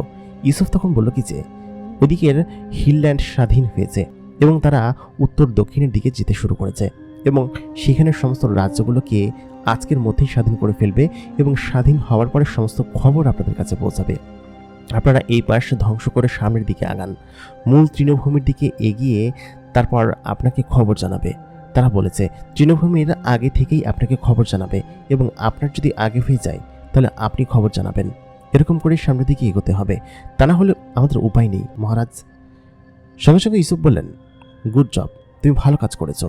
তুমি এখন যাও, তুমি তার কাছে যাও এবং খবর জানাও যে আমরা ওয়াটারল্যান্ডের উপর হামলা করব এবং ওয়াটারল্যান্ড স্বাধীন হয়ে গেলে আমরা খুব দ্রুতই দক্ষিণ তৃণভূমির ওই অঞ্চলগুলো স্বাধীন করার জন্য যাব এবং আশা করি সেটা খুব শীঘ্রই হয়ে যাবে। ইউসুফ ওয়াটারল্যান্ডের আশেপাশে তাকিয়ে আছে কিভাবে সামনের দিকে প্রবেশ করা যায়, কারণ সমস্ত জিনেরা নিশ্চয়ই বাইরের দিকে তাকিয়ে থাকবে। সেই জন্য ওদেরকে বুঝতে না দিয়ে ইউসুফ তার মানুষ সেনাদেরকে নিয়ে সামনে এগিয়ে গেলেন, কারণ মানুষ সেনা গেলে নিশ্চয়ই দূর থেকে কালো হয়ে দেখানো যাবে না। কালো হয়ে দেখা যায় শুধুমাত্র জিন সেনারা গেলে, যার কারণে ইউসুফ তার মানুষ সেনারা নিয়ে আগে সামনের দিকে নিয়ে দক্ষিণের এক পাশে ডেরা পেতে বসে থাকলেন। কখন তাদেরকে হামলা করা যায়? তারা নিশ্চয়ই খুব বেশি শক্তিশালী হবে না, কারণ হচ্ছে পানির মধ্যেই অধিকাংশ জিন ভীত। তারপর ইউসুফ একদম ওপর থেকে নিচের দিকে দেখতে লাগলেন। ইউসুফ যেন সেকেন্ডের মধ্যে এক জায়গা থেকে অন্য জায়গায় চলাচল করে। ইউসুফ রাজ্যের চারিপাশে এক মুহূর্তের মধ্যেই পাক দিয়ে ফেললেন, যেন আলোর গতিতে তিনি ঘুরতে শুরু করলেন। সেখানের বারান্দায় দুই সেনা বসে গল্প করছিল। তারা বলল, আরে দেখ দেখ, দূরে কি সুন্দর আলো জ্বলছে, এই আলোটা একবার ওই পাশে যাচ্ছে একবার এই পাশে যাচ্ছে। আসলে জিন সেনারা বলদ, যার কারণে বুঝতেই পারল না যে এটা কি জিনিস ছিল। অথচ ইউসুফের কয়েক পাক রাজ্যের চারপাশে দেওয়া হয়ে গেল এবং ইউসুফ সমস্ত রাজ্য ট্রেক করে ফেলল।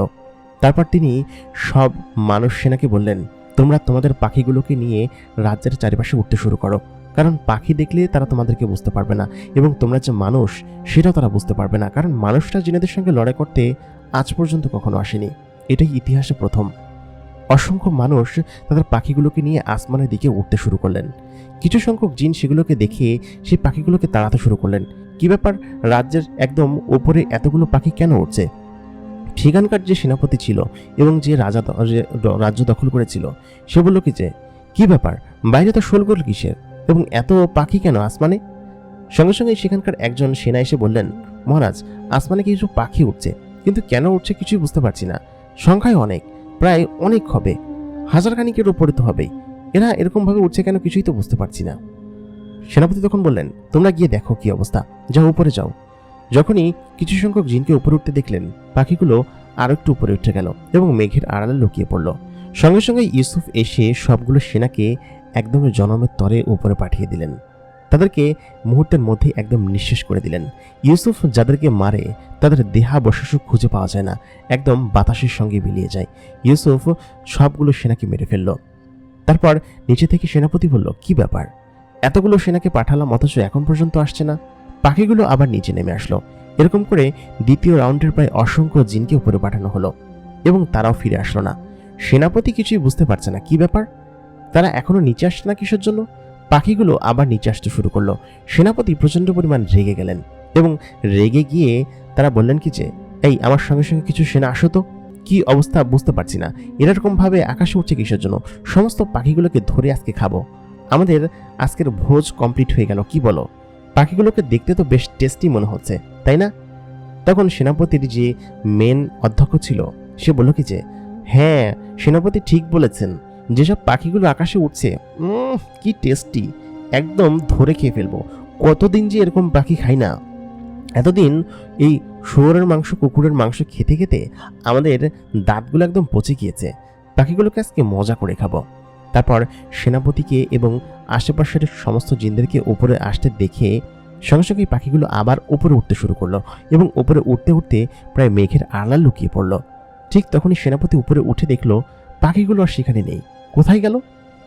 ঠিক তখনই ইউসুফ এসে সেনাপতিকে জোরে আঘাত করলেন এবং সেনাপতি গিয়ে কয়েক হাত দূরে পড়ল। সেনাপতি আকাশে ভাসছে এবং ইউসুফও আকাশে ভাসছে। দূরে ইউসুফকে দেখে বলল এই কেরে তুই, কেরে আমাকে মারলি, তোর এত বড় সাহস, তুই এখানে কি করছিস? সেনাপতি ইউসুফকে দেখে সে চিনতে পারেনি যেটা কে, এটা ইউসুফ নাকি অন্য কেউ। আর ইউসুফের বুকে যে দপদপ করে এবার আগুন জ্বলছে সেটা দেখেও সে চিনতে পারেনি। মূর্খ সেনাপতি। সঙ্গে সঙ্গে ইউসুফ বললেন, তোর মতো মূর্খকে সেনাপতি কে বানিয়েছে রে? সঙ্গে সঙ্গে ইউসুফ তাকে আবার মারতে শুরু করলেন এবং একে একে তার সঙ্গে মারামারি করছে। ইউসুফকে পেছন থেকে বেশ কিছু জিনে ঘিরে ধরার চেষ্টা করলো। ঠিক তখনই সেই পাখিগুলো এসে ইউসুফের পাশে থাকা সমস্ত জিনেদেরকে একে একে কুপিয়ে মারতে লাগলো এবং তাদেরকে মারতে শুরু করলো। উপরে কি হচ্ছে নিচের কেউই বুঝতে পারছে না, কারণ উপরে অনেক শব্দ হচ্ছে। নিচের সবাই অনেক মজা করে সেগুলো দেখছে, কারণ তারা বুঝতে পারছে যে পাখিগুলোকে নিশ্চয়ই মারছে। ঠিক তখনই উপর থেকে একটা জিন জোরে একটা পাখিকে আঘাত করলো এবং সেই পাখিটা এক ডানা আঘাত পেয়ে নিচে পড়ে গেল।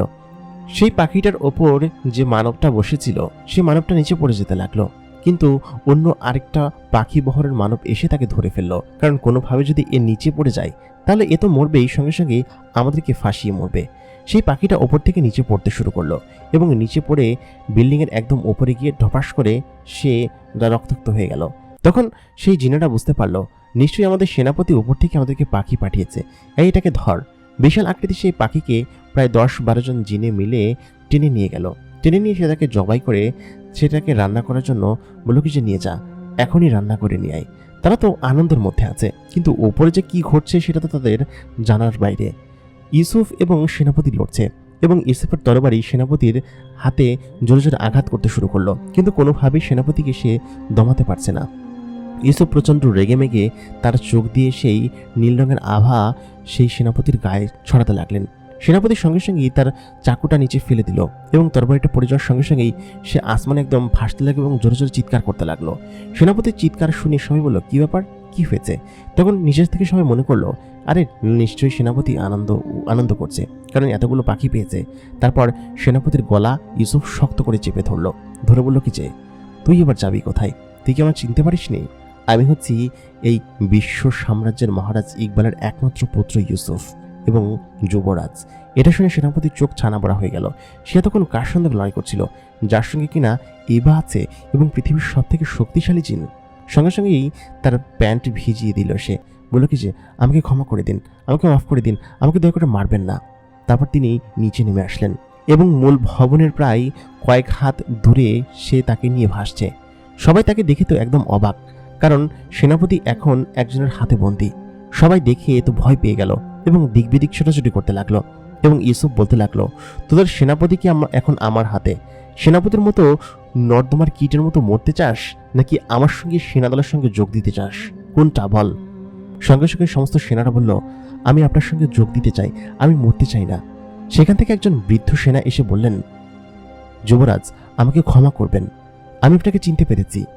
আপনি নিশ্চয়ই ইকবালের পুত্র ইউসুফ, এবং আপনার বুকের মধ্যে এবা দেখে আমি বুঝতে পেরেছি এটা আপনারই হকদার, এবং আমি আপনার সঙ্গে জয়েন করতে চাই।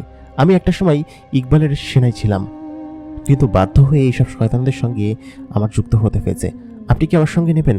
আমার সঙ্গে প্রায় 10,000 মতো সেনা আছে এবং তারা শুধুমাত্র আমার কথা শুনবে। তারপর সেই লোকটাকে বললেন, সাব্বাস, আপনার মতো নেক বান্দারাই আছে বলেই হয়তো এখন পর্যন্ত পৃথিবীতে ভালো আছে। তারপর সেই সেনাপতি বললেন কি যে, মহারাজ ইউসুফের জয় হোক। ইউসুফ তখন বললেন, এটাকে এখনই বন্দি করো, এবং এটাকে বন্দি করে যেন এটা কোনোভাবেই ছুটতে না পারে, কারণ ইউসুফ তাকে এমনভাবে বন্দি করেছে যে তার নড়াচড়ার কোনো ওয়ে নেই। সেই সেনাকে সে ধরিয়ে দিল এবং সমস্ত সেনারা তাকে যেন খুবলে খেলো, কারণ হচ্ছে তাদের ওপর প্রচণ্ড পরিমাণ ক্ষোভ ছিল। এই সেনাপতি কত যে অত্যাচার করেছে এসব সৈন্যদের উপর। সব সৈন্যরা বলে কি যে, এই সেনাপতিকে আমাদের হাতে তুলে দিয়েছেন, খুব ভালো করেছেন। সঙ্গে সঙ্গে সেনাপতির একটা মাংসপিণ্ড খুঁজে পাওয়া গেল না, তাকে ছিন্ন বিচ্ছিন্ন করে ফেললো। তার মানে বোঝা গেল এসব সৈন্যদের তার প্রতি কত পরিমাণ রাগ ছিল। কিন্তু দৈত্য জিনেরা কোনোভাবেই ইউসুফের সঙ্গে যেতে রাজি না, কারণ তারা শুধুমাত্র তাদের মহারাজের কথা শোনেন। তারপর সমস্ত দৈত্য জিনকে একত্রিত করে ইউসুফ বলেন কি যে, তোমরা কি মরতে চাও, নাকি ভালোর দলের সঙ্গ দিতে চাও? তোমরা দেখো তোমরা মানুষের উপর কি পরিমাণ অত্যাচার করো। তোমাদেরকে আধিরাজের সময়কাল বানানো হয়েছিল, তার পরবর্তীতে তোমরা এখন পর্যন্ত জীবিত আছো। কিসের জন্য জানো? কারণ আমার বাবা তোমাদেরকে জীবিত রেখেছিলেন। তারপর ইকবালের কথা শুনে তারা খানিকটা শান্ত হলেন, কারণ হচ্ছে ইকবালের এমন একজন মহারাজ ছিলেন যে কিনা তাদের প্রতি সবসময় দয়াবান ছিলেন, কিন্তু তাদের রাজা তার প্রতি কখনো দয়াবান ছিলেন না। একটু ভুল হলেই তাদেরকে মেরে ফেলতেন। কয়েকজন দৈত্যজিন বলে উঠলেন, আমি আপনার সঙ্গে যাওয়ার জন্য তৈরি আছি, কারণ আমি পুনরায় সেই রাজ্যে ফিরে যেতে চাই না যে রাজ্যে কিনা আমাদের সাথে গোলামের মতো ব্যবহার করে। আমি আপনার সঙ্গে যুদ্ধ যেতে চাই। ইউসুফ খুব সহজেই ওয়াটারল্যান্ডকে দখল করে ফেলেছে, কারণ ইউসুফের মাথার যে বুদ্ধি, সেই বুদ্ধি আর কারোর মাথায় নেই। এত সহজে যে সে দখল করবে সেটা এই রাজ্যের কেউই বুঝতে পারেনি। আর সে নিজেই তার সঙ্গে যেসব সেনা নিয়ে এসেছে সেসব সেনা তো একদম অবাক হয়ে গিয়েছে। কিছুক্ষণ বাদে হানিফা আসলো। হানিফা এসে বলল কি যে, আমরা দক্ষিণ তৃণভূমির 2টো রাজ্যকে স্বাধীন করেছি, তোমার ওয়াটারল্যান্ডও স্বাধীন হয়ে গিয়েছে। আমাদের সামনের দিকে এগোতে হবে এবং সামনে যত রাজ্য আছে সমস্ত রাজ্যগুলোকে একত্র করে আমাদের সেনার সংখ্যা বাড়াতে হবে। হানিফা এই কথা বলার পর ইউসুফ বলল কি যে, জি চাচাজি, আমি বুঝতে পেরেছি, এরকম করেই আমাদেরকে আগাতে হবে, না হলে সম্ভব না। আজকে তো আমাদেরকে আর সামনে এগোলে চলবে না, আজকে অনেকটা দেরি হয়ে গিয়েছে, রাত নেমে আসছে, আমাদেরকে এখানেই ক্যাম্প করতে হবে এবং আমরা আজকে ওয়াটারল্যান্ডেই থাকবো এবং এখান থেকেই আমরা ক্যাম্প করব। তারপর ওয়াটারল্যান্ডের সমস্ত জিনেরা চারিদিকে পাহারা দিতে লাগলেন এবং সমস্ত জিনেরা বিশাল এক ফিল্ডে ক্যাম্প করতে লাগলেন। চারিদিকে সমস্ত রাজ্যগুলো একত্রে যেন স্বাধীন হচ্ছে এবং তাদেরকে এগিয়ে যেতে হবে মূল তৃণভূমির দিকে, এবং সেই মূল তৃণভূমি হচ্ছে কুরুলুস রাজ্য, যেখানে কিনা আমাদের মহারাজ একটা সময় বসতেন এবং যেটা কিনা এখন ক্যান্টিলিয়া দখল করে রেখেছে, যেটা খুব শীঘ্রই আমরা স্বাধীন করব। চারিদিকের এই গোলযোগের খবর যেন চারিদিকে ছড়িয়ে পড়লেন। প্রায় 7 থেকে 8টা রাজ্য স্বাধীন হয়ে গিয়েছে। 3টা কিংডমের আন্ডারে এতগুলো রাজ্য স্বাধীন হয়েছে, এটা শুনে ওইখানকার দূত নিজেই চমকে গিয়েছে। নিশ্চয়ই তাদের খারাপ অবস্থা আসতে চলেছে। দূত নিজে ভয় পেয়ে সঙ্গে সঙ্গেই সেখান থেকে পালালেন এবং ওয়াটারল্যান্ডের ওই পাশে একটা ভূমি আছে, যে ভূমিতে সে নিরাপদে থাকবেন, সেটা শুনে সে ওইখান থেকে দ্রুত পালালেন তার কিছু সঙ্গী নিয়ে। কারণ হচ্ছে সে জানে যে ইকবাল এবং ইউসুফ কেমন শক্তিশালী জিন এবং তারা কি করতে পারে সেসব সম্পর্কে তাদের খুব ভালো ধারণা আছে। ক্যান্টিলিয়া বসে আছে, নাফ তার কাছে খবর নিয়ে এসেছে যে, মহারাজ, আমাদের চারিপাশে খুব খারাপ অবস্থা, আমাদের দূত এখন পর্যন্ত খবর নিয়ে আসেনি, কি করছে কিছুই বুঝতে পারছি না। ক্যান্টিলিয়া তখন বললেন, ওই দুধশালারা পালিয়েছে। আমি খুব ভালোভাবেই জানি নিশ্চয়ই ওরা পালিয়েছে, কারণ আমি কয়েকজনের কাছে শুনতে পেয়েছি কিছু সংখ্যক দুধ নাকি দক্ষিণ মেরু এবং আটলান্টিক মহাসাগরের দিকে পালিয়েছে। ওদেরকে ধরতে পারলে একদম ছিঁড়ে খেয়ে ফেলবো। আমি সেটা দেখতে পেয়েছি। আমাদের কালো যত যেসব তান্ত্রিক আছে তারা নিজেরাই বলেছে আমাদের বেশ কয়েকটা রাজ্য তারা দখল করে নিয়েছে। ওয়াটারল্যান্ড, হিলল্যান্ড, দক্ষিণ তৃণভূমি, উত্তর তৃণভূমি সমস্ত কিছু দখল করে ফেলেছে। তোমরা কি করেছো বলো তো? এত কোটি কোটি সেনা তৈরি করেছি যারা কিনা এক দিনের মধ্যেই টিকতে পারলো না। সমস্ত সেনারা এরকম ভাবে, আমি কিছুই বুঝতে পারছি না এটা হলো কিভাবে। সেনাপতি নাফ বললেন কি যে, মহারাজ, ওরা যে আচমকা হামলা করে ফেলেছে, আমার সেনারা সেসব বুঝতে পারেনি। সেনাপতিকে সঙ্গে সঙ্গেই জোরে একটা ধমকি দিয়ে বললেন, বুঝতে পারেনি মানে? তোমাকে এর আগেই বলেছি যেন ওরা কোনোভাবেই আমাদের কাছে এগোতে না পারে, কিন্তু কিভাবে করে আমাদের সমস্ত আশপাশের রাজ্যগুলোকে দখল করে নিল কিছুই তো বুঝতে পারছি না। ওরা তো কালকেই আমাদের কুরুলুস রাজ্যের বর্ডারে পা দিয়ে দিবে। তখন তখন আমরা কি করব? তখন নাফ তখন বলল, মহারাজ, বর্ডারের আগে আশেপাশে আসতে দিন না, তারপর দেখেন তাদেরকে কি করি। একে একে ধরে ধরে মারবো। আর আমাদের ভেতরে তো বেষ্টনী দেওয়া আছে, বেষ্টনী ভেদ করে প্রবেশ করতে পারবে না। আর আমাদের তো প্ল্যান বি আছে, আপনি একদমই চিন্তা করবেন না। ক্যান্টিলিয়া বললেন, তুমি এখনই যাও, কথা না বলে। তারা কি অবস্থানে আছে এবং কখন আসছে সেসব বিষয়ে অবশ্যই নজর রাখো। নাফ সেখান থেকে বেরিয়ে আকাশে উড়াল দিল এবং সীমান্তের চারিপাশে এসে সমস্ত সেনাদেরকে অ্যালার্ট করে দিলেন এবং বলতে লাগলেন, কোনো সেনা যদি এখানে আসে একদম তিলে তিলে মারবে। কুরুলুস রাজ্যের সীমানা বেষ্টিত সমস্ত অঞ্চলগুলোতে সারা রাত ভরিয়ে ডার্ক সেনারা পাহারা দিয়েছে। সেখানে বিশাল আকৃতির দৈত্য জিনেদেরকে এক একটা ওয়াচ টাওয়ারের ওপর বসে দেখতে দেওয়া হয়েছে যে আশেপাশে কেউ আসছে কিনা। ইউসুফ তার সেনা নিয়ে সকাল হওয়ার জন্য অপেক্ষা করছে। খানিকক্ষণ বাদেই সকালের আলো ফুটবে। যদিও রাত্রে আক্রমণ করলে বিষয়টা ভালো হতো, তবে সূর্যের আলো থাকলে তাদের জন্য আরও বিষয়টা ভালো হবে এবং সমস্ত সেনারা ক্লান্ত, তাদের একটু বিশ্রামের প্রয়োজন আছে। যেসব সেনারা আহত হয়েছে তাদের ট্রিটমেন্টেরও প্রয়োজন আছে। প্রায় সকাল হয়ে এসেছে, সবাই সামনের দিকে তাকিয়ে আছে। সেনাপতি নাফ তার বড় দূরবীন যন্ত্রটা নিয়ে দূরে দেখছে যে কেউ আসছে কিনা, কারণ যুদ্ধ আজকেই লাগবে এবং ইউসুফ তার মহাশক্তি নিয়ে এদিকেই এগিয়ে আসবে। খানিকক্ষণ বাদে সে দূরে দেখতে পেল আকাশটা খানিকটা কালো মেঘে ছেয়ে আসছে। তার মানে কি ইউসুফের দলবল নিয়ে সে এদিকে আসছে? সমস্ত সেনাকে অ্যালার্ট থাকতে বলল, কারণ আকাশ আস্তে আস্তে কালো হতে শুরু করেছে। একটু আগেই সূর্যের আলো ফুটেছে এবং চারিদিকে আকাশ পরিষ্কারই ছিল। হঠাৎ করে মেঘের ঘন ঘটা দেখা যাচ্ছে। তারপর নাফ এবং সবাই ভয় পেয়ে গেল। মেফো দূরে দাঁড়িয়ে আছে। নাফ দেখতে পেল তার আকাশ একটু একটু করে কালো হয়ে গিয়েছে এবং তার মাথার ওপরে মেঘগুলো সব ঘুরপাক খেতে লাগলো। তারা কিছুই বুঝতে পারছে না এগুলো কি জিন নাকি সত্যি সত্যি কালো মেঘ। তারা ওপর দিকে তাকিয়ে দেখল, না, এটা জিন নয়, এটা হচ্ছে সত্যি সত্যি কালো মেঘ। একটু পরেই বৃষ্টি আসতে শুরু করবে এবং আকাশ জোরে জোরে গর্জন দিচ্ছে, বৃষ্টির আভাস দেখা দিচ্ছে।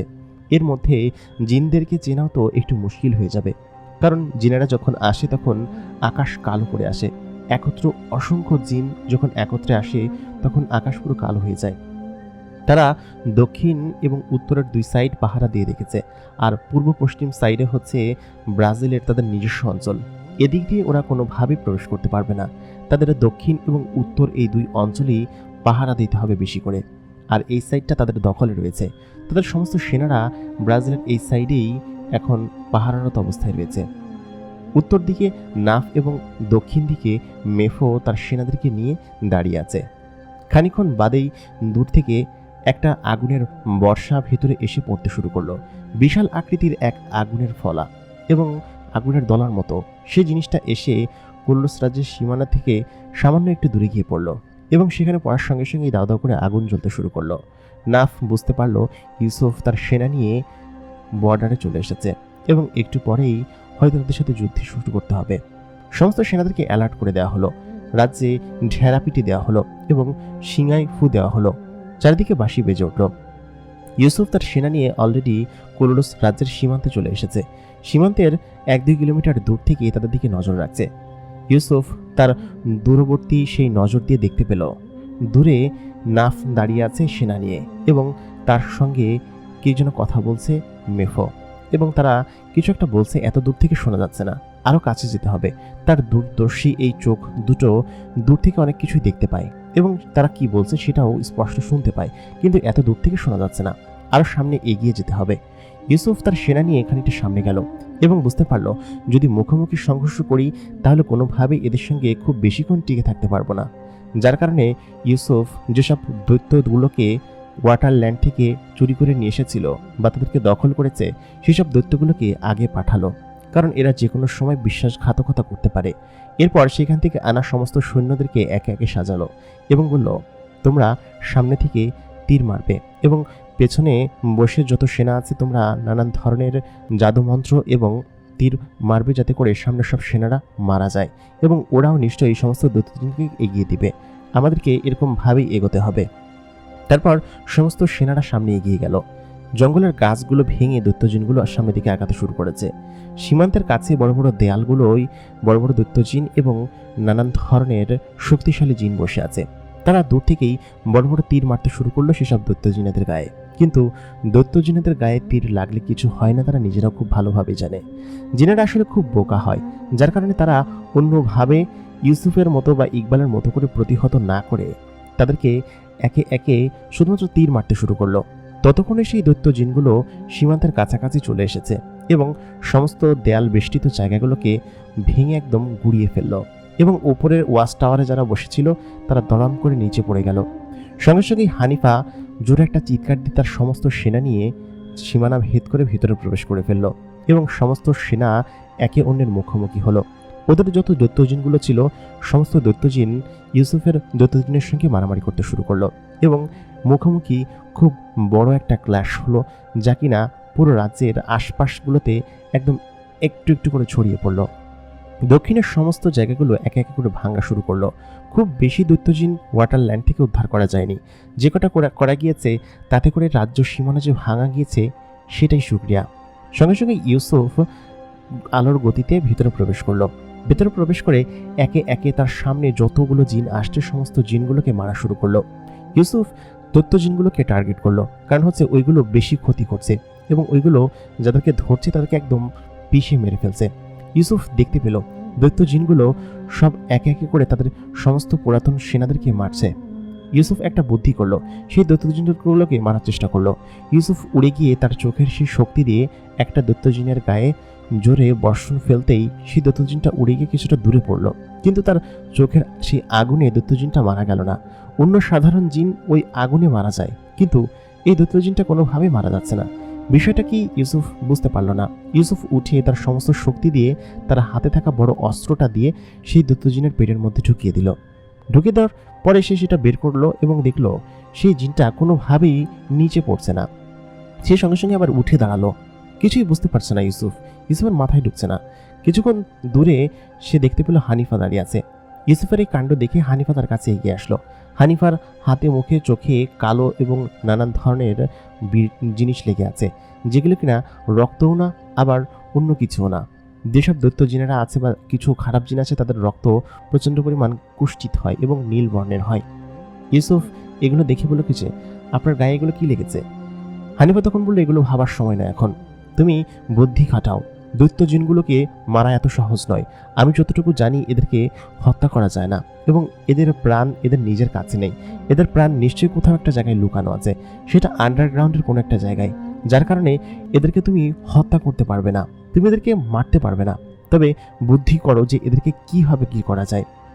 তখন হানিফা বলল, তোমার বাবাও তো এগুলোর সঙ্গে লড়াই করেছে, আমরা শুনেছি সে নাকি গতদিন যুদ্ধে এগুলোকে প্রায় হারিয়ে দিয়েছিল, কিন্তু হঠাৎ করেই লাভা বিস্ফোরিত হয়ে সমস্ত কিছু ওলটপালট হয়ে গিয়েছে। তুমি এক কাজ করো, তুমি বুদ্ধি বের করো কিভাবে এদেরকে হত্যা করা যায়। ইউসুফের মাথায় কিছু আসছে না, সে কি করবে কিছুই বুঝতে পারছে না। সে সজোরে আবার সেই দৈত্যজিনের গায়ে আঘাত করতে শুরু করলো, কিন্তু কোনোভাবেই সেই জিনটা দমছে না। ইউসুফ অবাক হয়ে সেই জিনের সামনে দাঁড়িয়ে আছে। ঠিক তখনই সেই জিনটা একটা জোরে ঘুষি মারার সঙ্গে সঙ্গে ইউসুফ অনেকটা দূরে গিয়ে পড়ল।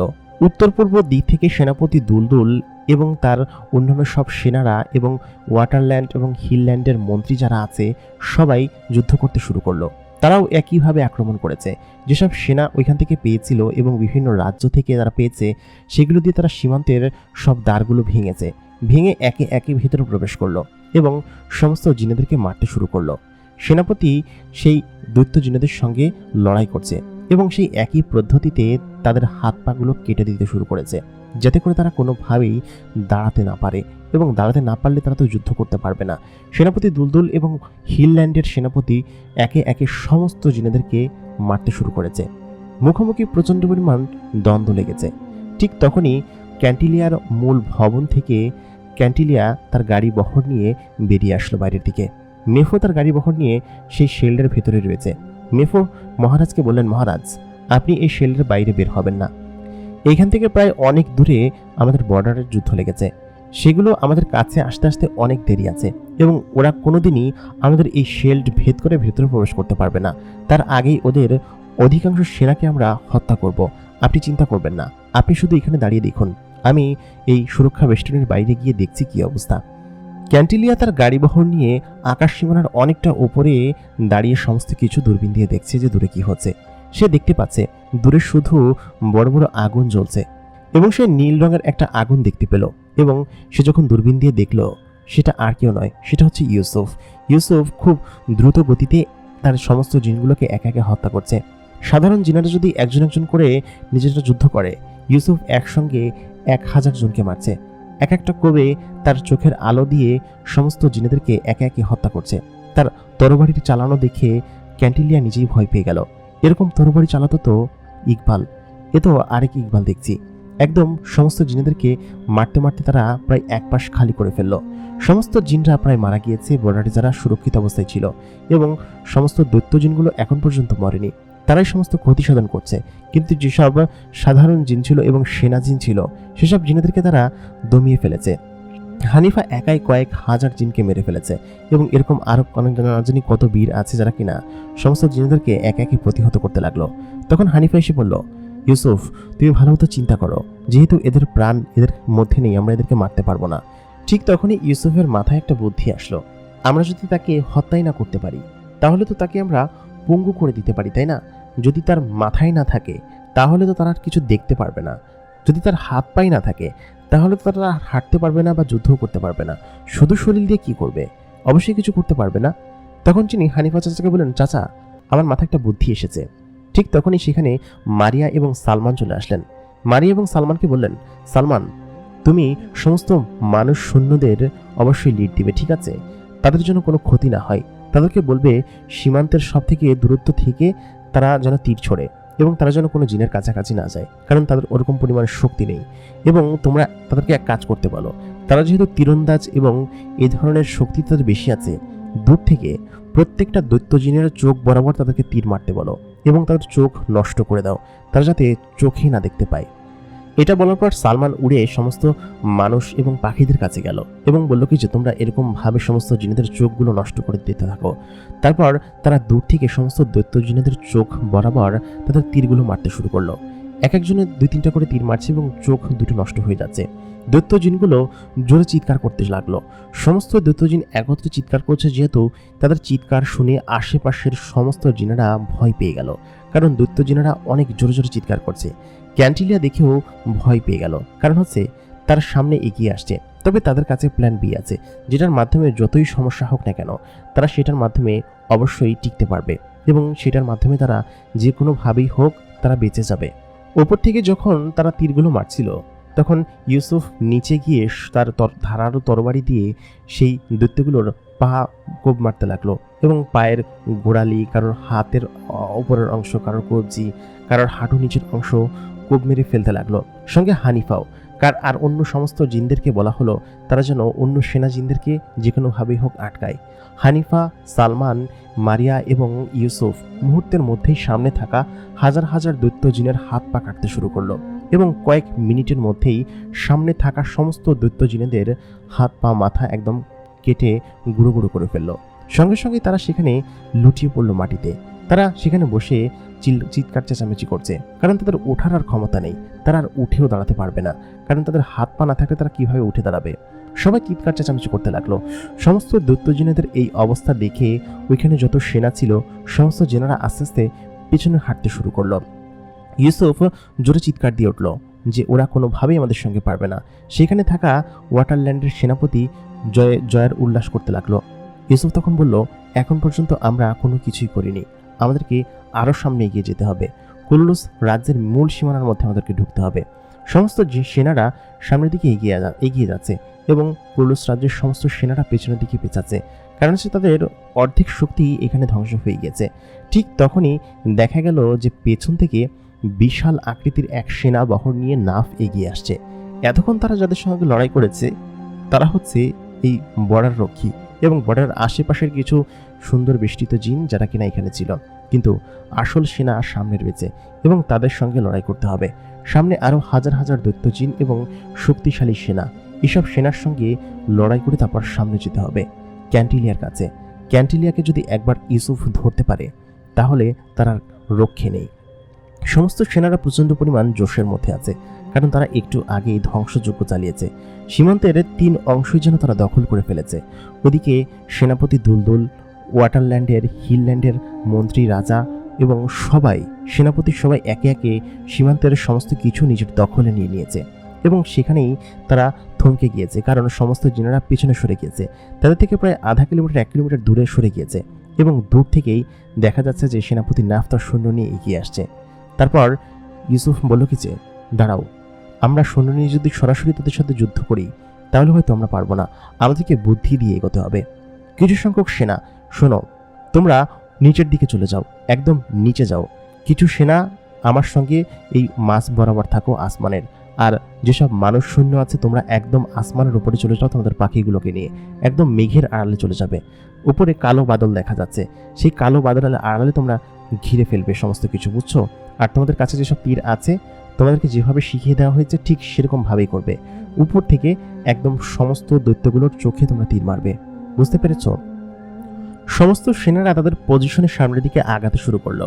সেনাপতি নাফ তার সমস্ত সেনা দিয়ে নিচে এবং মধ্যবর্তী উড়ন্ত অঞ্চল দিয়ে তারা এগিয়ে আসছে। তারা মুখোমুখি সংঘর্ষ হলো।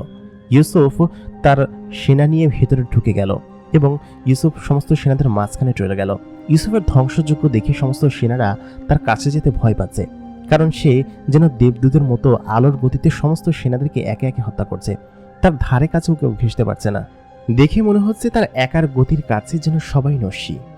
এই পাশের দৈত্যজিনগুলো অপর পাশের দৈত্যজিনের সঙ্গে লড়াই করছে। ইউসুফের এই বুদ্ধি দেখে ওই পাশের জিনেরাও ইউসুফের পক্ষের সমস্ত দৈত্য জিনেদের হাত পা কেটে দিতে শুরু করলো। সঙ্গে সঙ্গে ইউসুফ বিষয়টা দেখে হানিফাকে বলল, চাচাজি, আমাদের যে কয়টা দৈত্যজিন আছে সমস্ত দৈত্যজিনকে আপনি বাঁচান।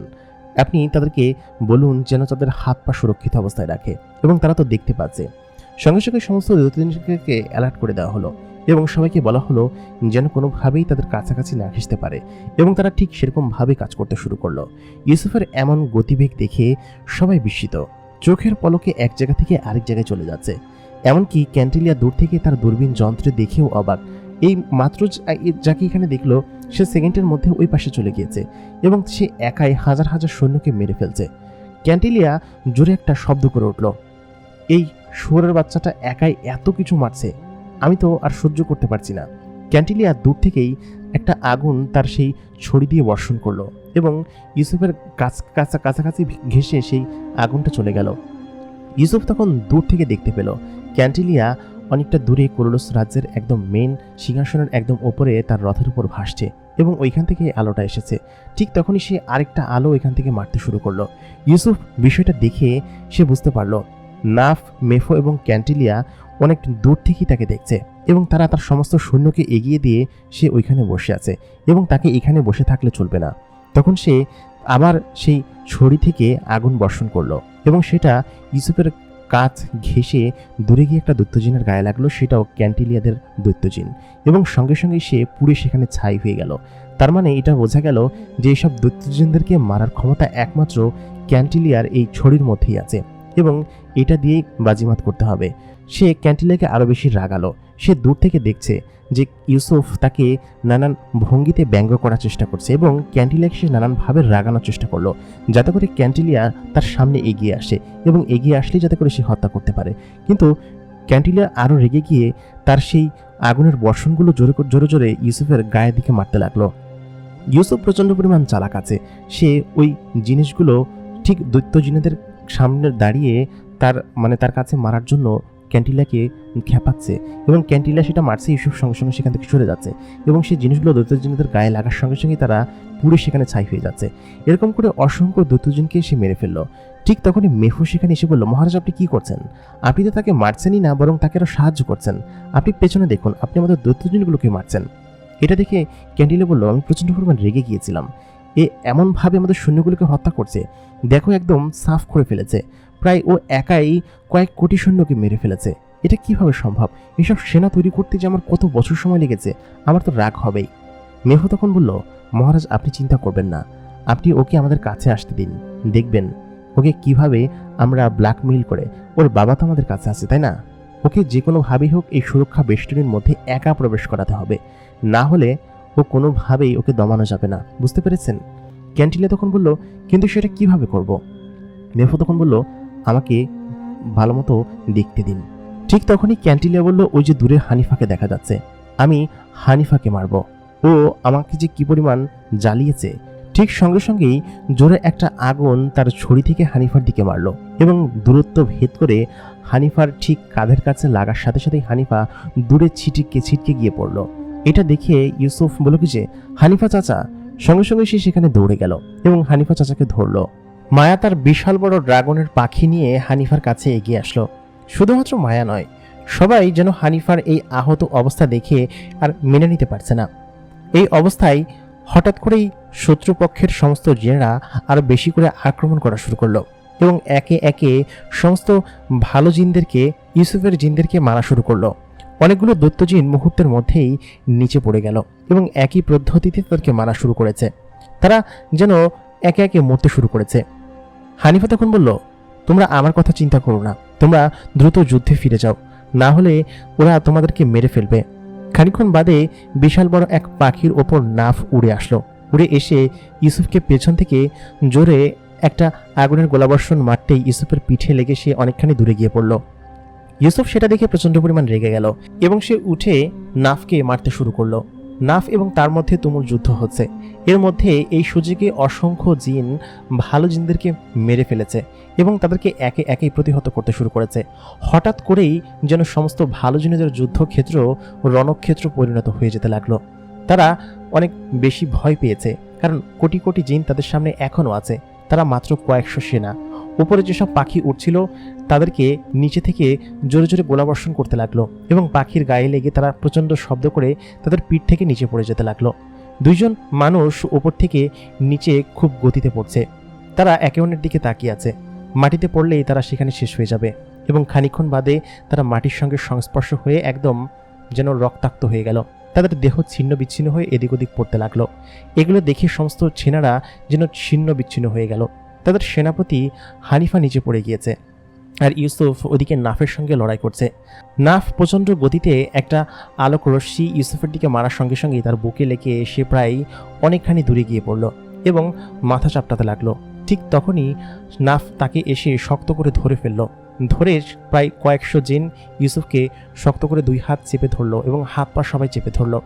নাফ এসে তার হাতে থাকা ত্রিশূলের মতো একটা জিনিসটা দিয়ে ইউসুফের বুকের মধ্যে জোরে মারতে গেল।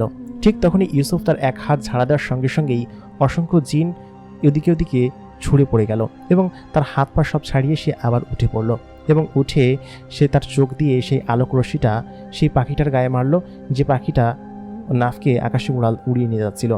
সেই পাখিটার গায়ে লাগার সঙ্গে সঙ্গেই তার একটা ডানা ভেঙে নিচে পড়ে গেল। তারপর নাফ নিচে চলে আসলো। নাফের হাতে থাকা সেই ত্রিশূলের মতো লম্বা লাঠিটি অনেক শক্তিশালী। সে ওইটা দিয়ে ইউসুফকে বারবার মারতে শুরু করলো। ততক্ষণে ইউসুফ যতক্ষণে নাফের সঙ্গে যুদ্ধ করছে, এতক্ষণে অসংখ্য সেনারা ভালো সেনাদেরকে মেরে ফেলেছে এবং তারা যেন আর কিছুই চোখে দেখছে না। উপরে যতগুলো মানুষ সেনা ছিল তাদের অর্ধেককেই প্রায় আহত করে ফেলা হয়েছে এবং যেগুলো ছিল তারা নিরাপদ দূরত্ব এখান থেকে সরে যাচ্ছে। একে একেই হঠাৎ করেই যুদ্ধক্ষেত্র যেন রণক্ষেত্র তৈরি হতে গেল। ইউসুফ এবং নাফ খুব জোরে জোরে যুদ্ধ করছে। ওদিকে সঙ্গে সঙ্গে মেহু চলে আসলো। মেহু এসে তার সঙ্গে যুদ্ধে যুক্ত হলো। নাফ প্রচণ্ড পরিমাণ শক্তি দিয়ে ইউসুফের গায়ে আবার সেই জিনিসটা নিক্ষেপ করলো। ইউসুফের গায়ে লেগে ইউসুফ আরও অনেকখানি দূরে পড়ে গেল। সে প্রচণ্ড রাগে ক্রোধে উঠে পড়ল। উঠে সম্পূর্ণ শক্তি গুছিয়ে বড় একটা আগুনের গোলার মতো জিনিস 2 হাত দিয়ে পাকিয়ে নাফ এবং মেফোর দিকে ছুড়ল। দুজনেই সেটাতে আঘাত পেয়ে নিচে পড়ে গেল।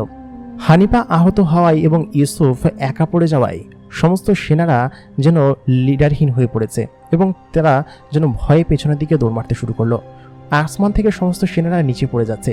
যেসব মানুষ সেনা ছিল তারা পলায়ন করছে এবং যেসব সেনা ইউসুফের সঙ্গে এসেছিল সেসব সেনারাও একে একে পিছিয়ে যাচ্ছে।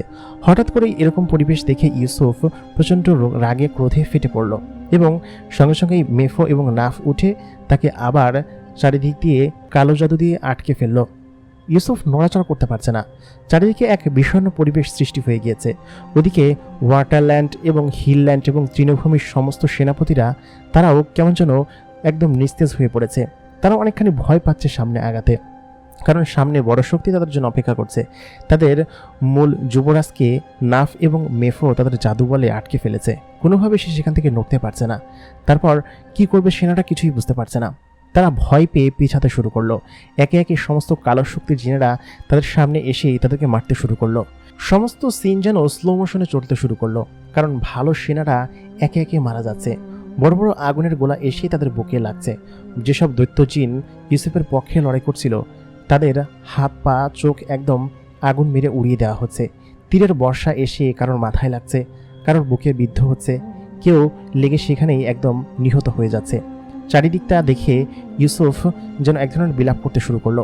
হানিফা দেখে বুঝতে পারছে এটাই বোধহয় শেষ, আর হয়তো তারা আর উঠে দাঁড়াতে পারবে না। কারণ হানিফা যখন আহত হলো তারপরে সমস্ত সেনা ভেঙে গিয়েছে, তারা আর সামনে আগাতে পারছে না। অধিকাংশ সেনাই ভয়ে পিছিয়ে যাচ্ছে। সালমান, মারিয়া এবং মায়া তখনও যুদ্ধ করে যাচ্ছে। খানিকক্ষণ বাদে একটা তীর এসে সালমানের হাতে লাগতেই সে কাত হয়ে নিচে পড়ে গেল, কিন্তু তার ড্রাগন তাকে ধরে ফেলল। তার পাখিটা তাকে ধরে নিরাপদ দূরত্বের আকাশের সীমানার উপরে উড়িয়ে নিয়ে গেল। তার পেছন পেছন মারিয়া উড়ে গেল, কারণ তার স্বামীর হাতে তীর লেগেছে। তার পেছনেই সালমানের সেই বড় ছেলে যে আছে সে ছুটে আসলো এবং তার ছোট মেয়ে ছুটে আসলো। তারাও এই যুদ্ধে যুক্ত হয়েছে। তারা তাদের বাবাকে বাঁচানোর জন্য ওইদিকে চলে গেল। সবাই এদিকে ওদিকে ছোটাছুটি করছে। মুহূর্তের মধ্যেই যেন সমস্ত যুদ্ধ রণক্ষেত্র হয়ে গেল। এরা কি পারবে? দেখে তো মনে হচ্ছে না। হানিফা হাল ছেড়ে দিয়েছে, কারণ সে আঘাতপ্রাপ্ত হয়ে আর উঠতে পারছে না।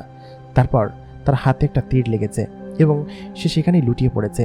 ইউসুফকে সবাই শক্ত করে বেঁধে রেখেছে। এটা দেখে সমস্ত সেনারা ভয়ে পিছনে যেতে শুরু করলো। সবাই খুব দ্রুত গতিতে সেখান থেকে পালানোর চেষ্টা করছে। ইউসুফ অসহায়ের মতো তাকিয়ে রয়েছে, কারণ সে কিছু করতে পারছে না। চারিপাশে দাও দাও করে আগুন জ্বলছে এবং সমস্ত সেনারা পালাতে দেখে ইউসুফের রাগে ক্রোধে এবং দুঃখে প্রাণ ফেটে যাচ্ছে, কারণ তিনি তার বাবাকে হয়তো আর রক্ষা করতে পারলেন না। দূর থেকে ক্যান্টিলিয়া দেখে প্রচণ্ড পরিমাণ খুশি হলেন এবং তিনি আস্তে আস্তে সেই সুরক্ষা বেষ্টনী ভেদ করে বাহিরে চলে আসলেন এবং বাহিরে এসে দেখলেন সেনাপতি মেফো এবং নাফ এবং তার যেসব তান্ত্রিকা আছে সবাই কালোজাদুর বশে তাকে ধরে রেখেছে, ইউসুফকে আটকে রেখেছে এবং তিনি এখনই তার বুক থেকে ওই জিনিসটাকে টেনে হিঁচড়ে বের করবেন। ওই পর্যন্ত আর যাওয়া গেল না। তারা তো মেন শেলটি ভেদ করতে পারল না, তাহলে আর কি করলো? ইউসুফ অনেক চেষ্টা করছে ছোটাছুটি করার জন্য, কিন্তু কোনোভাবেই সম্ভব হচ্ছে না। তাকে কিসের একটা শক্তি যেন বেঁধে রেখেছে। ঠিক তখনই সমস্ত সেনারা যখন পলায়ন করছিল, ক্যান্টিলিয়ার সামনের দিকে এগিয়ে আসছিল, নাফ এবং মেফো দাঁড়িয়ে দাঁড়িয়ে হাসছিল, ঠিক তখনই কোত্থেকে যেন একটা ঠান্ডার মতো বরফের চাকতি এসে তাদের উপর পড়ল এবং যেসব জায়গায় আগুন জ্বলছিল দাও দাও করে, তার আশেপাশে পেছনে যেন সব জায়গায় দড়াম দড়াম করে ওপর থেকে কিছু একটা পড়তে লাগলো। এবং হানিফা পেছন দিকে তাকিয়ে দেখল পুরো আকাশ যেন একদম সাদা বর্ণ হয়ে গিয়েছে এবং কিছু অংশ কালো এবং দূরে কিছু একটাকে ভেসে আসতে দেখা যাচ্ছে। হানিফা, মেফো, নাফ, তারপর ক্যান্টিলিয়া এবং সমস্ত চোখ সেখানে তাকিয়ে আছে। সমস্ত খারাপ শক্তিগুলো অনেক উদযাপন করছে, কারণ তারা পূর্ণ শক্তি আবার ফিরে পেয়েছে এবং সমস্ত জিনেদেরকে যেন একে একে মেরে ফেলবে। তারা কাউকেই রক্ষা করবে না। ঠিক তখনই যারা যখন পিছনে তাকালো, দেখলো উত্তরের দিক থেকে অনেক শব্দ আসছে এবং সেখান থেকে বরফের এক ধরনের অস্ত্র ছুটে ছুটে আসছে। হানিফা তখন ওপরে উঠে দেখলো এটা আর কেউ না, এটা স্নোল্যান্ডের রাজা এবং সেখানকার সেনাপতি। তারা আমাদের সঙ্গে যুক্ত হয়েছে এবং খানিকটা দূরে দেখতে পেল রাজা কোল্ডার ড্রাগনের উপর ভাসছে। সাদা রঙের একটা বিশাল আকৃতির ড্রাগন। সেই ড্রাগন তার মুখ দিয়ে এক ধরনের সাদা আগুন ছড়াতে লাগলো এবং সেই আগুনে প্রায় অসংখ্য জিন সেখানে জমে গেল। দূরে দেখে হানিফা যেন পুনরায় শক্তি ফিরে পেয়েছে। ইউসুফ এইগুলো দেখে সে প্রচণ্ড শক্তিতে অনেক জোরে চিৎকার করে সমস্ত কিছু ঝাড়া দিল। সঙ্গে সঙ্গেই সে যেন ওইখান থেকে মুক্ত হয়ে গেল। তারপর মেফো ওইখান থেকে এসে বলল কি যে মহারাজ, দ্রুত সুরক্ষা বেষ্টনীর মধ্যে ঢুকুন, এখানে বিপদ হয়ে গিয়েছে। দেখুন পেছনে কারা আসছে। পেছনে স্নোল্যান্ড এবং ওদিকে কোল্ডারের রাজ্যের সমস্ত সেনারা আমাদের উপর আবার আক্রমণ করেছে। বিগত কয়েকশো বছরে এরা যুদ্ধে নামেনি, কিন্তু হঠাৎ করে এরা কোত্থেকে আসলো? তারা দেখে সমস্ত সৈন্য নিয়ে পেছাতে শুরু করলো, কারণ যেখানে যুদ্ধ শেষ হয়ে যাওয়ার অবস্থা হয়েছিল হঠাৎ করেই এরা এসে তাদের মধ্যে যেন এক ধরনের প্রাণ দিয়ে দিল। ইউসুফ উঠে সঙ্গে সঙ্গে তার পূর্ণ শক্তি নিয়ে আবার লড়াই করতে শুরু করলো। যেসব সেনারা পালিয়ে যাচ্ছিল সেসব সেনাদের উদ্দেশ্য করে বলল, তোমরা কোথায় যাচ্ছ? তোমরা তোমাদের মহারাজকে বাঁচাতে এসেছিলে না, নিজের প্রাণ নিয়ে পালাচ্ছ? এই কথা শোনার পর সমস্ত সেনাদের মধ্যে যেন আবার জোশ চলে আসলেন।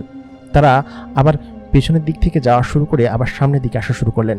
যারা আহত হয়েছিল, ঠিক গত যুদ্ধের মতো যেভাবে ইকবাল ডাক দিয়েছিল, সমস্ত সেনারা তাদের এক হাত না নিয়ে লড়াই করতে শুরু করলো। কারোর পিঠে তীর লেগেছে, কারো বুকে তীর লেগেছে। এক কোপ দিয়ে তীরের সেই সামনের ফলাটুকু ফেলে দিয়ে তারা আবার লড়াই করতে শুরু করলো। সঙ্গে সঙ্গে হানিফা তার হাতের সেই অংশটাকে শক্ত করে টাইট করে বেঁধে আবার এক হাত দিয়ে তার তরবারি নিয়ে আবার উঠে দাঁড়ালো। তাদের পিছনে বিশাল সেনাবহর এবং সমস্ত সেনারা যেন কালো জাদুর সমস্ত শক্তিকে একে একে প্রতিহত করছে। কিছুক্ষণ বাদে পেছনে দেখা গেল কোল্ডারের পেছনে বিশাল বড় এক দৈত্য। তার গায়ে বিশাল বড় বড় খাঁচকাটা বরফের এক ধরনের সুন্দর দাগ এবং তার মুখে বিশাল বড় বড় দাড়ি, এবং সেটা লম্বায় প্রায় 12-13 ফুটের কাছাকাছি হবে, এবং তার গায়ের রং সাদা। প্রচণ্ড পরিমাণ শক্তি নিয়ে সে মাটিতে একটা বাড়ি দেওয়ার সঙ্গে সঙ্গেই মাটি যেন কেঁপে উঠল।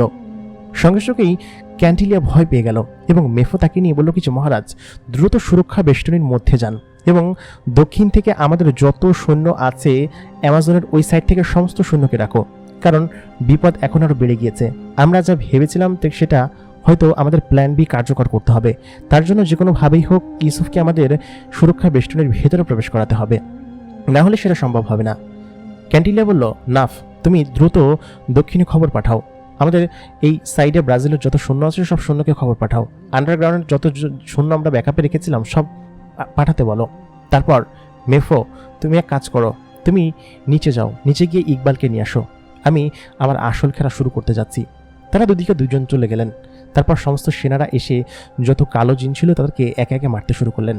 এতক্ষণ কালো জিনেরা সামনে আগাচ্ছিলেন আর ইউসুফের সেনারা পেছনে পেছাচ্ছিলেন, কিন্তু হঠাৎ করেই দিশা যেন বদলে গেল। সমস্ত কালো জিনেরা পেছাতে শুরু করলো এবং যত দৈত্য জিন ছিল তারা যেন ওইখানে মারা পড়তে শুরু করলো। রাজা স্নো এসে বলল কি যে, ইউসুফ আমি আর ঘরে বসে থাকতে পারলাম না, আমাদের রাজা যেখানে বন্দী সেখানে আমরা ঘরে বসে থাকি কিভাবে? আমি কোল্ডারকে নিয়ে, মেনাহাতিকে নিয়ে, সবাইকে নিয়ে চলে এসেছি। দেখো এত বছর পর মেনাহাতি জেগে উঠেছে শুধুমাত্র আমাদের মহারাজ ইকবালকে বাঁচানোর জন্য এবং আমাদের অস্তিত্ব টিকিয়ে রাখার জন্য। আমি জানতাম যে তুমি পারবে, তুমি তো সব কিছু করেই ফেলেছ, আমরা তোমাকে সাহায্য করার জন্য চলে এসেছি। তারপর আস্তে আস্তে সমস্ত সেনারা যেন কুরুলুস রাজ্যের ভেতরে প্রবেশ করলেন এবং সমস্ত সেনাদেরকে একে একে মারতে শুরু করলেন। ইউসুফ উঠে সেই আবার আগুনের গতিতে সমস্ত সেনাদেরকে মারতে শুরু করলেন। সর্বপ্রথম সেই 7 তান্ত্রিককে তিনি মারলেন যারা কিনা তাকে কালো জাদুর বেষ্টনী দিয়ে আটকে রেখেছিল। তারা যেন সেখানে একদম লুটিয়ে পড়লেন মাটিতে। আকাশের অনেকখানি উপরে সালমান আহত হয়েছে। ইউসুফ সেখানে দ্রুত গেল, কারণ সালমান হচ্ছে তার একমাত্র ছোটবেলার সঙ্গী, তাকে এত সহজে তো মরতে দিলে চলবে না। তিনি সঙ্গে সঙ্গেই সেখানে গিয়ে হাত বোলাতে লাগলেন এবং হাত দিয়ে তার দৈব্য শক্তি দিয়ে কি যেন একটা করলেন। সঙ্গে সঙ্গেই সেই জায়গাটা ঠিক হয়ে গেল।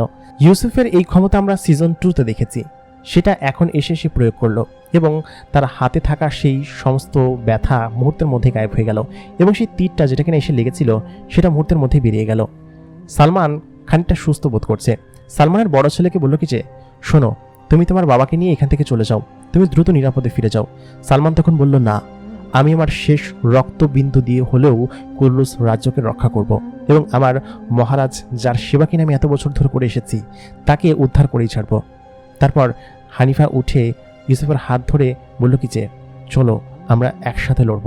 তারপর ইউসুফ আবার সেখান থেকে আলোর গতিতে ছুটে আসলো নিচের দিকে এবং একে একে যুদ্ধ করে যাচ্ছে।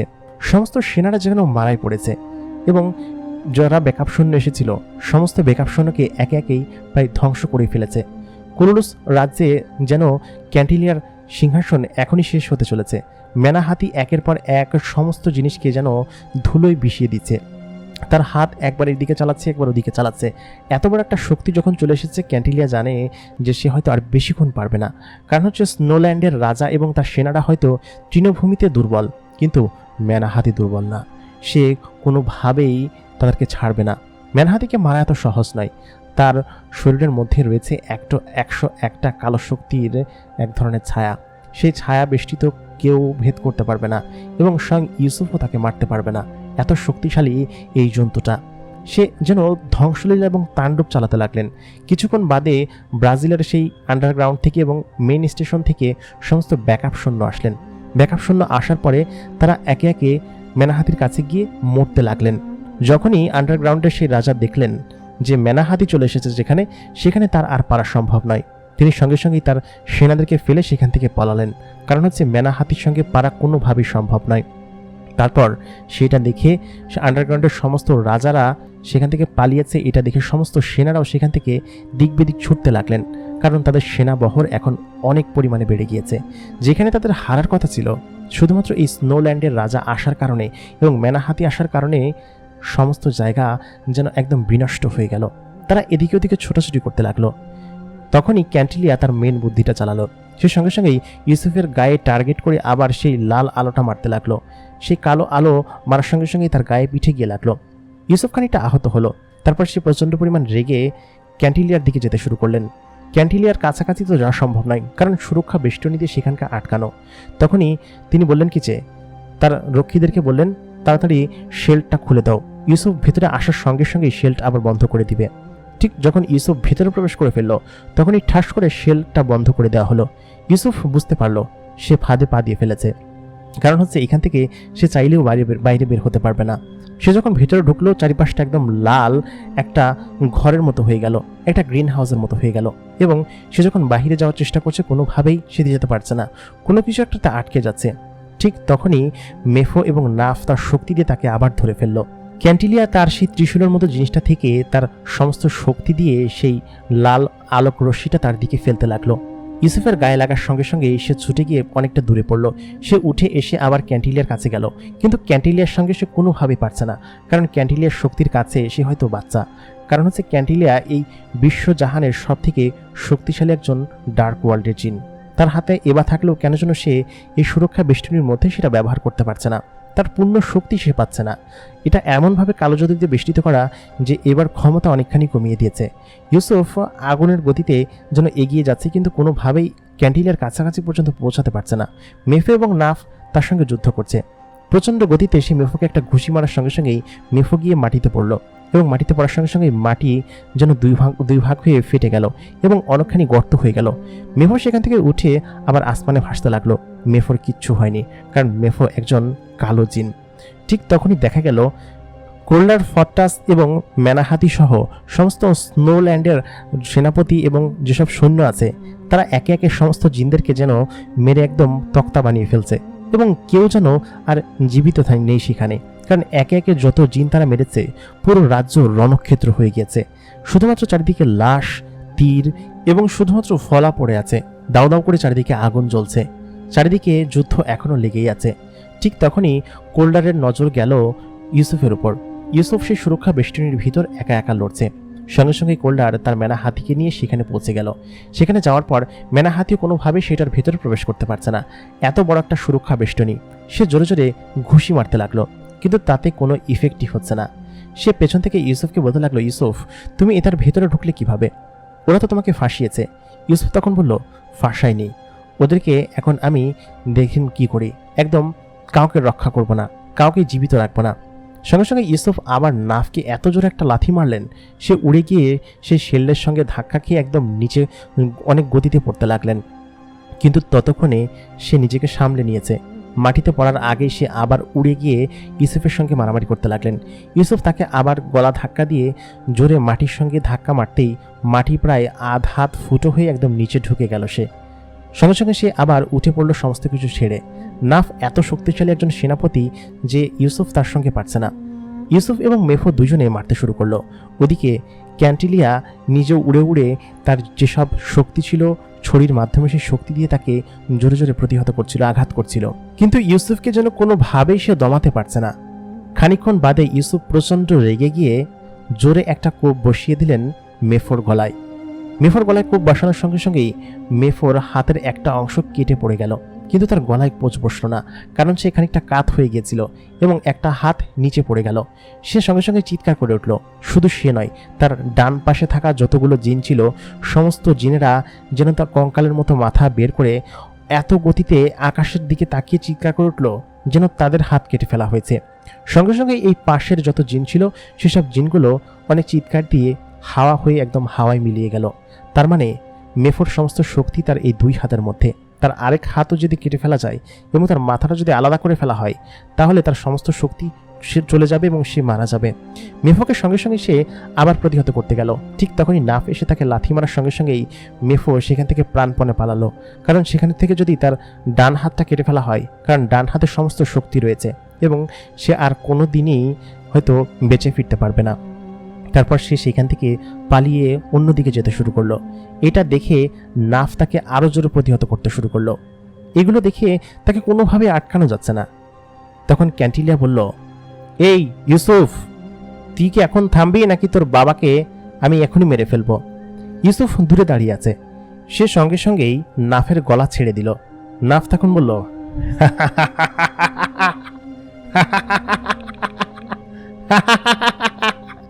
তুই পারবি না, তোর আসল শক্তি এখন আমাদের হাতে। ওই দেখ দূরে কে, তোর বাপ ইকবাল। তুই কি নিজে হাতে তোর বুক থেকে এবার খুলে দিবি আমাদের কাছে, নাকি তোর বাপকে হত্যা করব? ক্যান্টিলিয়া এই কথা বলল। তারপর আসমান কাঁপানো হাসি দিলেন।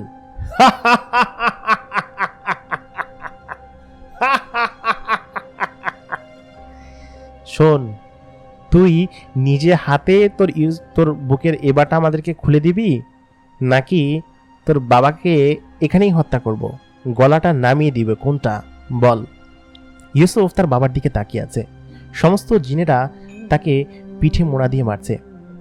নাফ নিজেও তাকে জোরে জোরে ঘুষি মারছে, কিন্তু ইউসুফ কোনো প্রতিক্রিয়া দেখাচ্ছে না, কারণ অনেকটা দূরে তার বাবা ইকবালকে দেখা যাচ্ছে।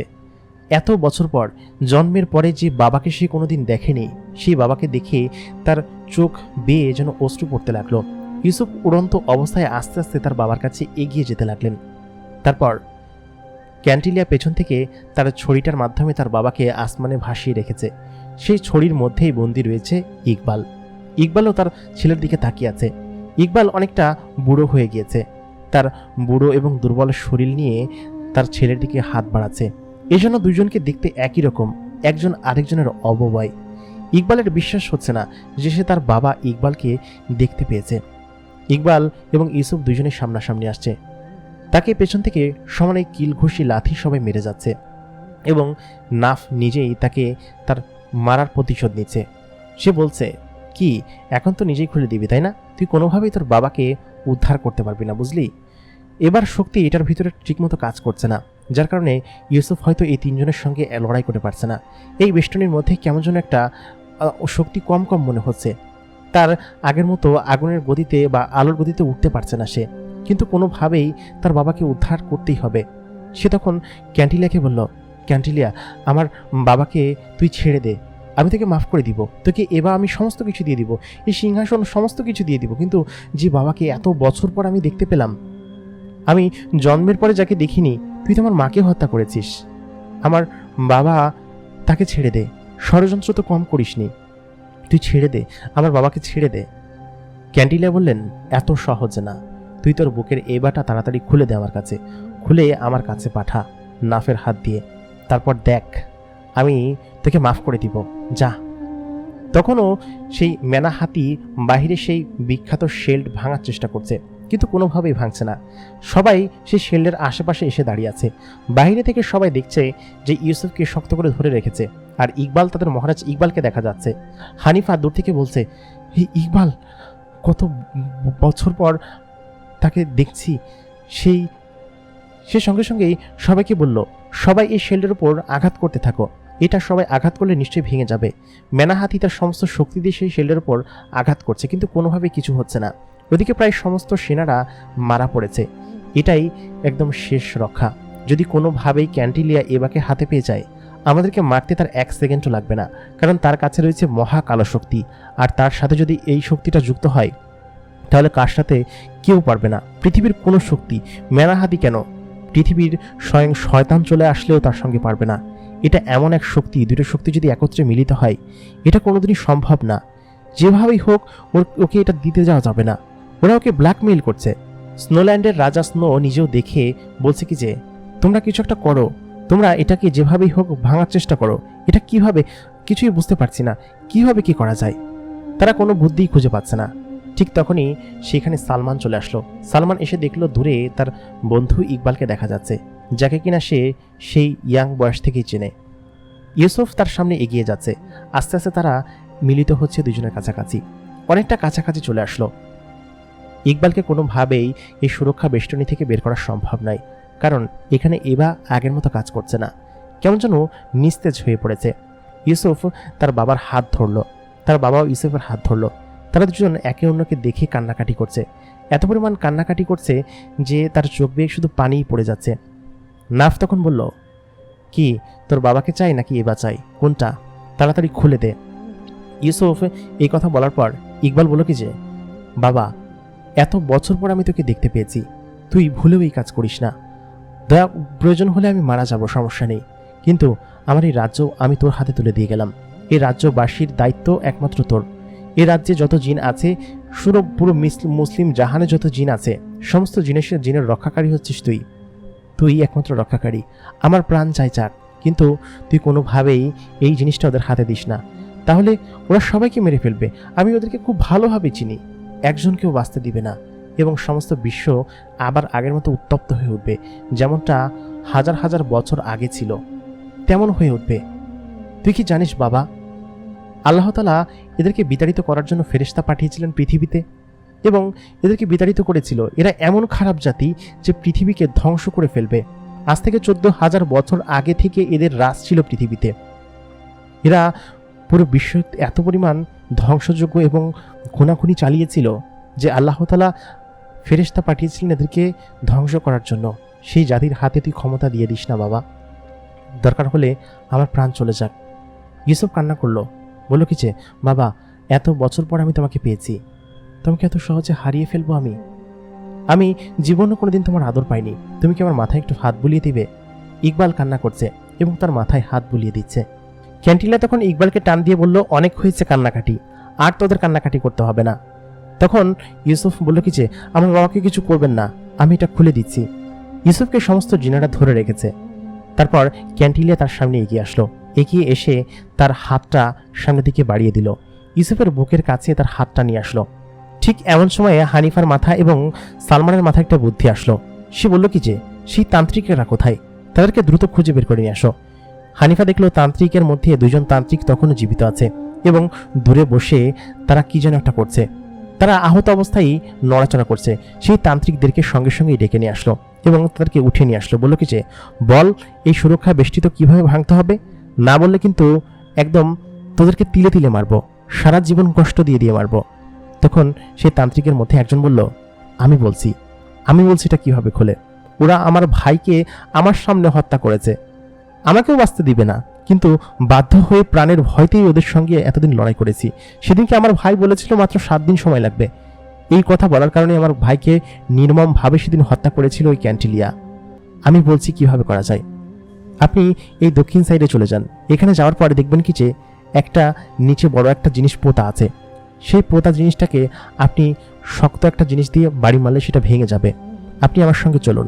তারপর মেনা হাতিকে নিয়ে হানিফা ওইদিকে রওনা দিল।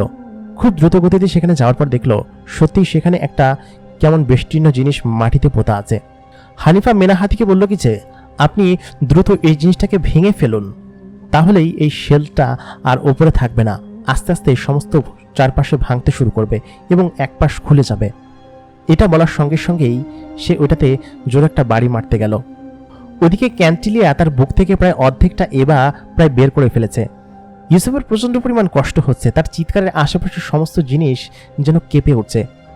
এবং ঠিক তখনই মেনাহাতি সেই জিনিসটাকে জোরে একটা বাড়ি মারার সঙ্গেই এক পাশ ছিদ্র হয়ে সেটা আস্তে আস্তে বন্ধ হতে শুরু করলো এবং ইউসুফের চোখ তখন খুলে গেল। ইউসুফ নিজের মধ্যে অন্যরকম শক্তি অনুভব করছে। সঙ্গে সঙ্গেই সে একটা ঝাড়া মারতেই ক্যান্টিলিয়া অনেকখানি দূরে গিয়ে পড়ল এবং তার বাবা ইকবাল তার সেই সুরক্ষা বেষ্টনী থেকে ছিটকে গিয়ে নিচে পড়তে গেল। ইউসুফ সঙ্গে সঙ্গে তার পূর্ণ শক্তিতে আবার ফিরে আসলো। তারপর দৌড়ে গিয়ে তার বাবাকে শক্ত করে ধরে ফেললো এবং বলল, বাবা, আমি তোমাকে বাঁচিয়ে ফেলবো, তুমি একদমই চিন্তা করবে না। ঠিক তখনই পেছন থেকে নাফ এসে তাকে মারতে শুরু করলো। তারপর হঠাৎ করেই হানিফা সেখানে উপস্থিত হলো। হানিফা, মায়া এবং সালমান, মারিয়া সবাই এসে উপস্থিত হলো। ইউসুফ তাদের হাতে তার বাবাকে তুলে দিয়ে প্রচণ্ড পরিমাণ রাগে তার শরীর কাঁপছে। ক্যান্টিলিয়া তাকে এত পরিমাণ ব্যথা দিয়েছে যে তার নাক মুখ দিয়ে রক্ত পর্যন্ত বেরিয়ে গিয়েছিল। তার নাক এবং কান দিয়ে রক্ত গড়িয়ে পড়ছে। তার এত পরিমাণ রাগ উঠছে যে রাগের চোটে তার শরীর পর্যন্ত কাঁপছে। তার চোখ দেখে নাফ ভয় পেয়ে গেল। তাকে এমন জোরে একটা ঘুষি মারল, ঘুষি মারার সঙ্গে সঙ্গেই নাফ যেন সেখানে ছিন্ন বিচ্ছিন্ন হয়ে টুকরো টুকরো হয়ে গেল এবং তার চোখের আগুনে সঙ্গে সঙ্গেই নাফ সেখানে পুড়ে ছাই হয়ে গেল। ক্যান্টিলিয়া যেন মুহূর্তের মধ্যেই তার প্রাণ থেকে বেরিয়ে গেল। কি হয়ে গেল? হঠাৎ করে এটা কি হয়ে গেল?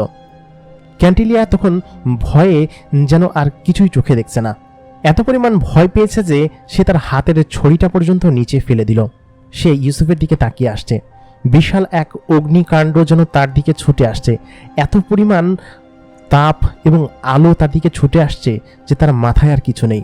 সে তার চোখের সামনে নির্ঘাত মৃত্যু দেখছে এবং ইউসুফ তার চোখের আলো দিয়ে ক্যান্টিলিয়ার ঠিক বুক বরাবর মারতে লাগলো এবং কাছে এসে ক্যান্টিলিয়াকে ধরে প্রায় আসমানের অনেকখানি উপরে উঠিয়ে ফেলল। তারপর হঠাৎ করেই এত পরিমাণ ক্ষোভে রাগে সে সেখান থেকে তার গলাটা চেপে ধরেছে এবং চোখ দিয়ে আগুন বর্ষণ করছে যে আসমান থেকে এক ধরনের সাদা রশ্মি নেমে আসলো, যেন মহাবিশ্ব থেকে সেই শক্তিটা আসছে। ইউসুফের সমস্ত গায়ে যেন বিদ্যুৎ চমকানোর মতো আগুন এবং আলো এক জায়গা থেকে আরেক জায়গায় জ্বলছে, যেমনটা বিদ্যুৎ চমকালে হয়, এবং তার সমস্ত শরীর জুড়ে আগুন জ্বলছে। খানিকক্ষণের মধ্যেই যেন ক্যান্টিলিয়া সেখানে একদম হাওয়ার ভেতরে ব্লাস্ট হয়ে গেল। ক্যান্টিলিয়ার দেহ বশেষ পুড়ে ছাই হয়ে এক এক দিকে ছড়িয়ে ছিটিয়ে যেতে লাগলো এবং ক্যান্টিলিয়া মুহূর্তের মধ্যেই সেটাখান থেকে নিঃশেষ হয়ে গেল। ক্যান্টিলিয়ার দেহ বশেষ কোথাও আর খুঁজে পাওয়া গেল না। তারপর সমস্ত আলো নিভে গেল, সমস্ত চোখ যেন সেই দিকেই। তারপর ইউসুফ সেখান থেকে অজ্ঞান হয়ে নিচে পড়ে গেল। ইউসুফের যেন বোধ নেই। ইউসুফ এক ধরনের স্লো মোশনের গতিতে নিচের দিকে পড়ছে। সবাই তার দিকে তাকিয়ে আছে। সমস্ত ফ্রেম যেন একদম স্লো মোশনে চলছে। ইউসুফকে এইভাবে পড়তে দেখে মায়ার সঙ্গে সঙ্গেই তার বিশাল ডানা মেলে আসমানে উড়াল দিল, পাশাপাশি হানিফাও। এবং হানিফা বলল, আমার ছেলে পড়ে যাচ্ছে, আমার ছেলেকে ধরো। ইউসুফ উপর থেকে অনেকটা মাটির কাছাকাছি চলে আসলো। ঠিক তখনই মায়া তার বড় বিশাল ডানার মধ্যে ইউসুফকে ধরে ফেলল। ধরে ইউসুফ যেন মাটিতে পড়ে গেল। সঙ্গে সঙ্গেই ইকবাল ছুটে আসলো। ইকবাল ছুটে এসে তার ছেলেকে কোলের উপর নিল। বলল কি যে ইকবাল, বলল কি যে ইউসুফ, বাবা চোখ খোল, বাবা তোর কিচ্ছু হবে না, তুই চোখ খোল। ইউসুফ আস্তে আস্তে চোখ মেলতে লাগলো। দেখল স্বাধীন বিশ্ব। তারা পেরেছে, তারা রাজ্যকে শাসন থেকে মুক্ত করতে পেরেছে, তারা রাজ্যকে স্বাধীন করতে পেরেছে। ইউসুফ তার বাবার দিকে তাকিয়ে বলল, বাবা। তারপর সে অজ্ঞান হয়ে গেল। অজ্ঞান হয়ে যাওয়ার পর ইউসুফের আর কিছু মনে নেই। চারিদিকে যেন ধ্বংসযজ্ঞর এক ধরনের স্তূপ পড়ে আছে। চারিদিকে বিজয় উল্লাস চলছে। ইউসুফের যখন জ্ঞান ফিরল, সে কুরুলুস রাজ্যের মূল ভবনের একটা বিছানার উপর শুয়ে আছে। সবাই তার চারপাশে ঘিরে বসে আছে। সালমান, মারিয়া, রাজা কোল্ডার এবং সমস্ত রাজ্যের রাজারা যেন তার জ্ঞান ফেরার অপেক্ষা করছে। ইউসুফ তার সমস্ত শক্তি লাগিয়ে দিয়েছিল, আর একটু হলে ইউসুফ নিজেই যেন ক্যান্টিলিয়ার সঙ্গে ব্লাস্ট হয়ে যেতেন এবং তিনি ওইখানেই মারা যেতেন। ইউসুফের জ্ঞান ফেরা দেখে সবাই বেশ খুশি হয়ে গেল। ইউসুফ আস্তে আস্তে তাকিয়ে দেখল সবাই তাকে ঘিরে তাকিয়ে আছে। ইউসুফ সঙ্গে সঙ্গে উঠে বসে বলল, কি অবস্থা সবাই কি? তখন মায়া বলল কি যে, তোমাকে আর চিন্তা করতে হবে না। হানিফা বলে উঠল, আমরা পেরেছি, এখন আমরা স্বাধীন। এখন পৃথিবীতে কালো শক্তি বলতে আর কিছু নেই। সমস্ত বিশ্ব এখন আমাদের দখলে। তবে বেশ কিছু সংখ্যক জিন পালিয়েছে। তাদের মধ্যে একজন হচ্ছে মেফো। মেফোর এক হাত কেটে দিয়েছিলে তুমি, কিন্তু সে কোন ফাঁকে পালিয়ে গিয়েছে আমরা জানি না। আর একজন রাজাকে আমরা ধরতে পারিনি, সেটা হচ্ছে আন্ডারগ্রাউন্ডের রাজা। সে কোথায় গিয়েছে জানি না। তবে এখন পুরো বিশ্ব আমাদের হাটের মতোই। কোনো সেনাপ্রধান বলো অথবা কোনো সেনা বলো, কেউই এখন আর জীবিত নেই। সমস্ত জিনিস আমাদের হাতে বন্দী। আমরা এখন স্বাধীন। দেখো বাহিরে ইউসুফ, কিরকম বিজয় উল্লাস হচ্ছে। দেখো বাহিরে তাকিয়ে, চারিদিকে শুধুমাত্র বিজয় উল্লাস। এবং আমরা জিতেছি, আমরা পেরেছি, আমরা আমাদের মহারাজ ইকবালকে উদ্ধার করতে পেরেছি। ইকবাল তার ছেলের কাছে আসলো। তারপর বলল কি যে, বাবা, আমি তো ভেবেছিলাম তুই মারা গিয়েছিস। কিন্তু ইকবাল কান্না করে দিল, কারণ তার ছেলেকে দেখে সে আর নিজেকে ধরে রাখতে পারল না। ঠিক তখনই তার মায়ের কথা মনে পড়ল। ইউসুফ বলল কি যে, বাবা, আমার মা যদি এখনো বেঁচে থাকতো তাহলে কতই না খুশি হতেন, তাই না? ইকবালের চোখ বেয়ে পানি পড়ছে। সায়রার কথা কি আর সে ভুলতে পারবে? ইউসুফ, মায়া, হানিফা, এমনকি সালমান সবাই কান্না করে দিল। কারণ সায়রা এমন একটা মেয়ে ছিল যাকে কিনা ভোলা অসম্ভব। সে সবসময় হাসি খুশি থাকত এবং মহারানী হিসেবে একজন পারফেক্ট মহিলা ছিল, যাকে কিনা সলেমান তার নিজের হাতে হত্যা করেছে। ইউসুফ এবং ইকবাল উঠে পড়ল। উঠে একদম সিংহাসনের কাছে এসে দাঁড়ালো। তারা দেখল সিংহাসন এখন ফাঁকা, কিন্তু ইউসুফের কখনোই সিংহাসনের প্রতি লোভ ছিল না। সে সামনে তাকিয়ে তার ভূমিটা দেখল। তারপর তার বাবার হাত ধরে তার বাবাকে নিয়ে খানিকটা হাওয়ায় ভেসে উঠল। কারণ ইউসুফের এখন সেই ক্ষমতা আছে। ইউসুফ এখন চাইলেই হাওয়ায় ভাসতে পারে। ইকবাল কোনোদিনই হাওয়ায় ভাসতে পারেনি, কারণ সে যে একজন পিওর মানুষ। কিন্তু ইউসুফ তা নয়। ইউসুফ হচ্ছে একজন মানুষ জিন। মানুষ এবং জিনের সমন্বয়ে জন্ম নেয়া এক সন্তান, এক বীর। সে অনেকটা উপরে উঠে গেল। সবাই তাদের দিকে তাকিয়ে আছে। স্বাধীন ভূমির আকাশের কালো মেঘ যেন কেটে গিয়েছে। এখন এই ভূমি স্বাধীন, পুরো বিশ্ব এখন স্বাধীন। অনেক ধ্বংসযোগ্য হয়েছে, অনেক সেনা মারা গিয়েছে। কারোর বাপ, কারোর ভাই, কারোর চাচা, কারোর ছেলে, কতজন নয় মারা গিয়েছে। এই মারা যাওয়ার ভার কি তার সইবে? ইকবাল এবং ইউসুফ অনেকটা উপরে ভাসছে এবং তারা তাদের স্বাধীন রাজ্য দেখছে। আহ, কি শান্তি! স্বাধীন রাজ্যের নিঃশ্বাস প্রাণ ভরে নিল তারা দুইজন। চারিদিকে ধ্বংস স্তূপ স্পষ্ট টের পাওয়া যাচ্ছে। যেসব জায়গায় আগুন লেগেছিল তার ছাই এবং ধ্বংসাবশেষ বাতাসে ভাসছে। ইউসুফ এবং ইকবাল দুজনে আসমানের বেশ খানিকটা উপরে। সমস্ত সেনা এবং রাজ্যবাসী তাদের দিকে তাকিয়ে আছে। যুদ্ধ শেষ হয়েছে, বেশ কিছু সময় কেটে গিয়েছে। সবাই ইউসুফ এবং ইকবালের দিকে এক দৃষ্টিতে তাকিয়ে আছে। এত বছর পর তাদের মহারাজকে দেখে সবাই যেন শঙ্কিত এবং আনন্দে কান্না করে ফেলছে। চারিদিকে যেন এক ধরনের আনন্দ মিছিল বেরিয়েছে। অনেকেই স্বাধীন ভূমিতে মাথা ঢুকেছে। অসংখ্য সেনা এবং সমস্ত যারা বেঁচে আছেন রাজ্যবাসী সবাই এসে কুরুলুস রাজ্যের মূল সীমান্তে দাঁড়িয়ে আছে। সামনে লাখ লাখ জিনেদের সমাগম। নতুন এক কুরুলুস রাজ্যের সৃষ্টি হয়েছে। ইকবাল তখন ইউসুফের হাত উপরের দিকে উঠিয়ে বলল কি যে, আমি আপনাদের মহারাজ ছিলাম, কিন্তু আজকে থেকে এই পুরো বিশ্ব মুসলিম জিন জাহানের সম্রাট এবং উত্তরাধিকারী আমার একমাত্র পুত্র ইউসুফ। আমি মারা যাবার পরে আমার সন্তানকে আপনারা আপনাদের রাজা হিসেবে গ্রহণ করে নেবেন। সঙ্গে সঙ্গেই সমস্ত কুরুলুসবাসী এবং সমস্ত সেনা চিৎকার করে উঠলেন। দূরে দাঁড়িয়ে হানিফা কান্না করছে, মায়াও কান্না করছে, আর সমস্ত রাজারা সবাই খুশির হাসি হাসছে। কিছু কিছু ছেলে জিন এবং ছোট ছোট বাচ্চারা যারা কিনা বেঁচে গিয়েছে, তাদের দেখা যাচ্ছে যে বিজয় মিছিল নিয়ে কুরুলুস রাজ্যের কাছে পৌঁছেছে। সমস্ত সেনারা এবং সমস্ত রাজ্যবাসী যেন অনেক খুশি এবং সবাই চিৎকার দিয়ে জানিয়ে দিল যে ইউসুফকে তাদের উত্তরাধিকারী হিসেবে তারা গ্রহণ করে নিয়েছে। যুদ্ধের পরে কুরুলুস রাজ্য আস্তে আস্তে করে রিফর্ম হতে শুরু করলো। ইউসুফ, ইকবাল, হানিফা, মায়া এবং সমস্ত প্রধান জিনেরা অ্যানসেস্টর ট্রির সামনে দাঁড়িয়ে আছে। বেশ কিছু বৃদ্ধ এবং পুরাতন তান্ত্রিক জিন অ্যানসেস্টর ট্রির সঙ্গে দাঁড়িয়ে কিছু একটা করার চেষ্টা করছে। তারা সেখানে বসে দোয়া পড়তে লাগলেন। খানিকক্ষণ বাদে ইউসুফকে সামনে যেতে বললেন। ইকবাল বললেন কি যে, যাও আমার বাচ্চা, তুমি সামনে যাও। সেই বৃদ্ধ লোকগুলো বললেন, মহারাজ আপনিও আসুন। তারপর ইউসুফ এবং ইকবাল দুজনে একত্রে এগিয়ে গেলেন। অ্যানসেস্টর ট্রিগুলো জ্বলতে শুরু করেছে। তখন রাত্রি সময়, যেন অ্যানসেস্টর ট্রি থেকে ভিন্ন ধরনের আলো জ্বলছে এবং সকল জিনেরা সেটা বাইরে দাঁড়িয়ে দেখছে। অ্যানসেস্টর ট্রি হলো সেইটা যারা কিনা এখন অবধি মারা গিয়েছে, সমস্ত জিনেদের আত্মা এই গাছের ভিতরে গিয়ে বন্দী অবস্থায় থাকে এবং তারা এর মধ্যে চিরনিদ্রায় শায়িত থাকে। অবশ্যই সেটা কোরুলুস রাজ্যের ভালো এবং মুসলিম জিন, তারা এর মধ্যে চিরনিদ্রায় শায়িত রয়েছে। ইকবাল এবং ইউসুফ দুজনে হাতে হাত রেখে সেই অ্যানসেস্টর ট্রির ওপর হাত রাখলেন। সেই অ্যানসেস্টর ট্রির একটা বিশাল আকৃতির বড় শেকড় এসে ইউসুফের বুকের সঙ্গে লেগে গেল। তারপর হঠাৎ করেই ইউসুফ অচেতন হয়ে সেখানে দাঁড়িয়ে পড়ল। সমস্ত জিনেরা সেটা তাকিয়ে দেখছে। ইউসুফ হঠাৎ করেই নড়াচড়া করতে শুরু করলো। তারপর সমস্ত শক্তি ঢুকে গেল ইউসুফের মধ্যে। ইউসুফ এবং ইকবাল সাদা আকৃতির একটা বিশাল রুমের মধ্যে দাঁড়িয়ে আছে। উপর দিয়ে মেঘ ভেসে যাচ্ছে।